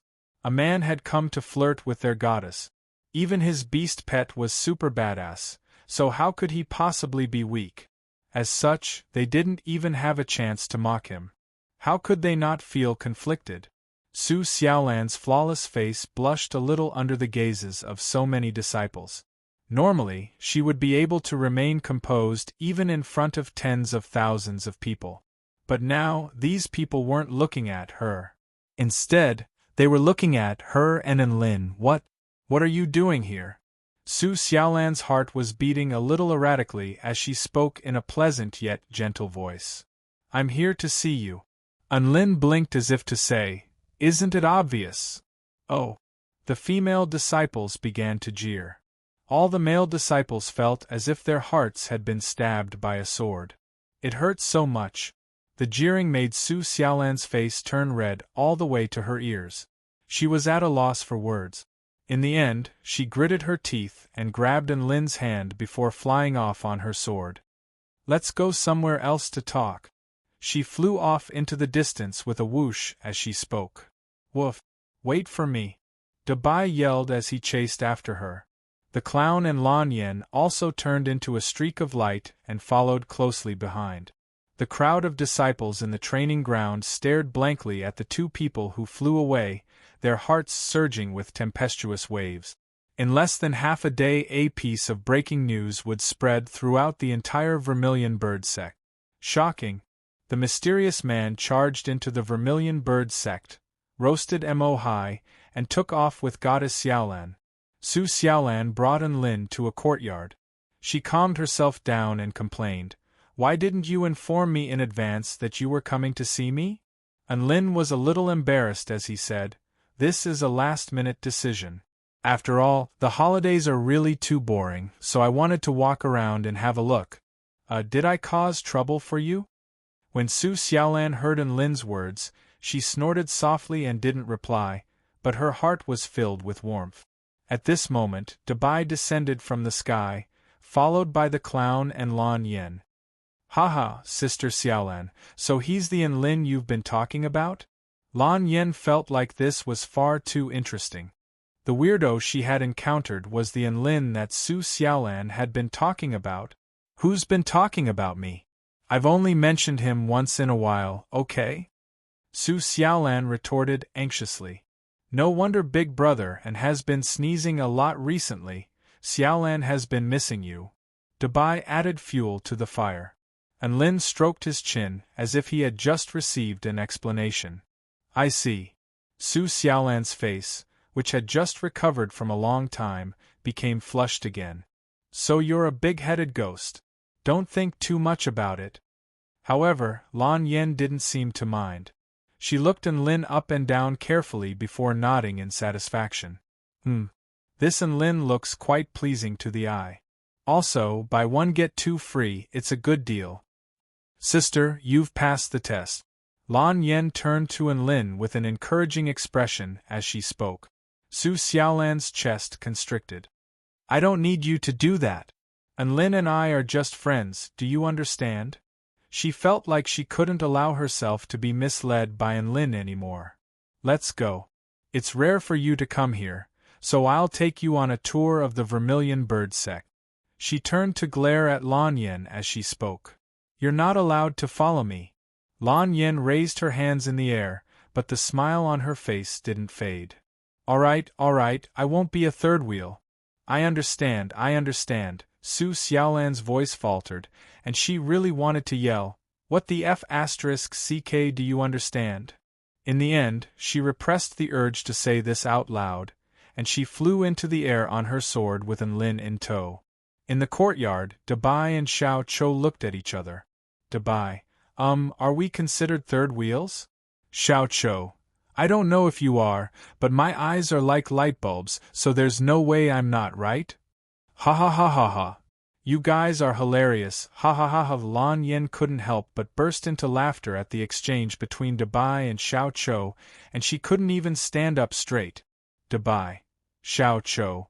In the air, Enlin saw where Su Xiaolan usually cultivated and observed the holy vermilion flame from afar. The holy vermilion flame was a pure white flame that hovered in the air. Legends had it that it could purify all things, and it was an undying flame that was the symbol of the Vermilion Bird sect. As long as the holy vermilion flame was not extinguished, the Vermilion Bird sect would exist forever.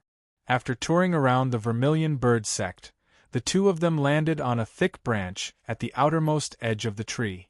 This branch was very wide, allowing two people to walk side by side. There's a wooden chair here," Anlin exclaimed in surprise as he ran over. Su Xiaolan followed behind him with a dainty smile. "This is my favorite place, and this chair is mine. Come, sit down." Anlin and Su Xiaolan sat down side by side. This wooden chair looked a bit like a park bench, but this was the first time he had sat on a tree. The branches and leaves above them blocked out the scorching sun, and only a few specks of light shone down like golden fireflies. A light breeze carried the fragrance of green leaves, and the leaves rustled in the wind. Anlin stretched lazily and sighed with emotion. "It's so relaxing. It's very peaceful here. Sometimes I can feel the wind blowing in here and look at the blue sky and white clouds in the distance, as well as the vast land down below, and I can't help but feel better." Su Xiaolan rested her chin on her hand and smiled lightly. "Oh right, aren't you afraid of heights? Aren't you afraid of sitting here?" Su Xiaolan turned to Anlin with a smile on her face. Anlin's lips twitched with displeasure. "You're underestimating me. I'm a man who can fly on my brick, and I've seen all kinds of storms." Su Xiaolan thought back to the time when she dragged Anlin through the sea of clouds on their swords. Anlin's face was deathly pale, as if he had lost his soul, and she couldn't help but chuckle lightly. She swung her long and slender legs. "Where do you plan to go after touring the Vermilion Bird sect?" A thoughtful expression appeared on Anlin's face. This was actually a problem. There were still 20 days left before the holiday. He had initially planned to visit the Vermilion Bird sect, then visit Xianyuan Qing at the 10,000 Spirits Immortal sect, and then visit Su Qianyun at the Greenwood Imperial Palace. However, now that he had learned the 6 strikes of the War God, his combat prowess had increased drastically, and he couldn't help but have other thoughts. "I might go to the Abyss of Evil," he replied truthfully. Su Xiaolan's expression shifted upon hearing this. "Why would you go there? There are sinister demons there." Anlin nodded. "I'm going there to defeat a sinister demon. And what kind of weird benefits will you receive after completing this mission?" Su Xiaolan raised her brows. "Anlin, you know me so well, how am I supposed to answer this?" Seeing that Anlin didn't reply, Su Xiaolan pursed her lip. "Forget it, I've already taken care of some matters at the sect. I can go and be your bodyguard or something." Anlin's eyes lit up. "Really? But the Abyss of Evil is very dangerous, so I want 100,000 spirit stones as a bodyguard this time. That'll be enough to cover the cost of that robe of yours," Su Xiaolan said with a smile. Anlin blinked.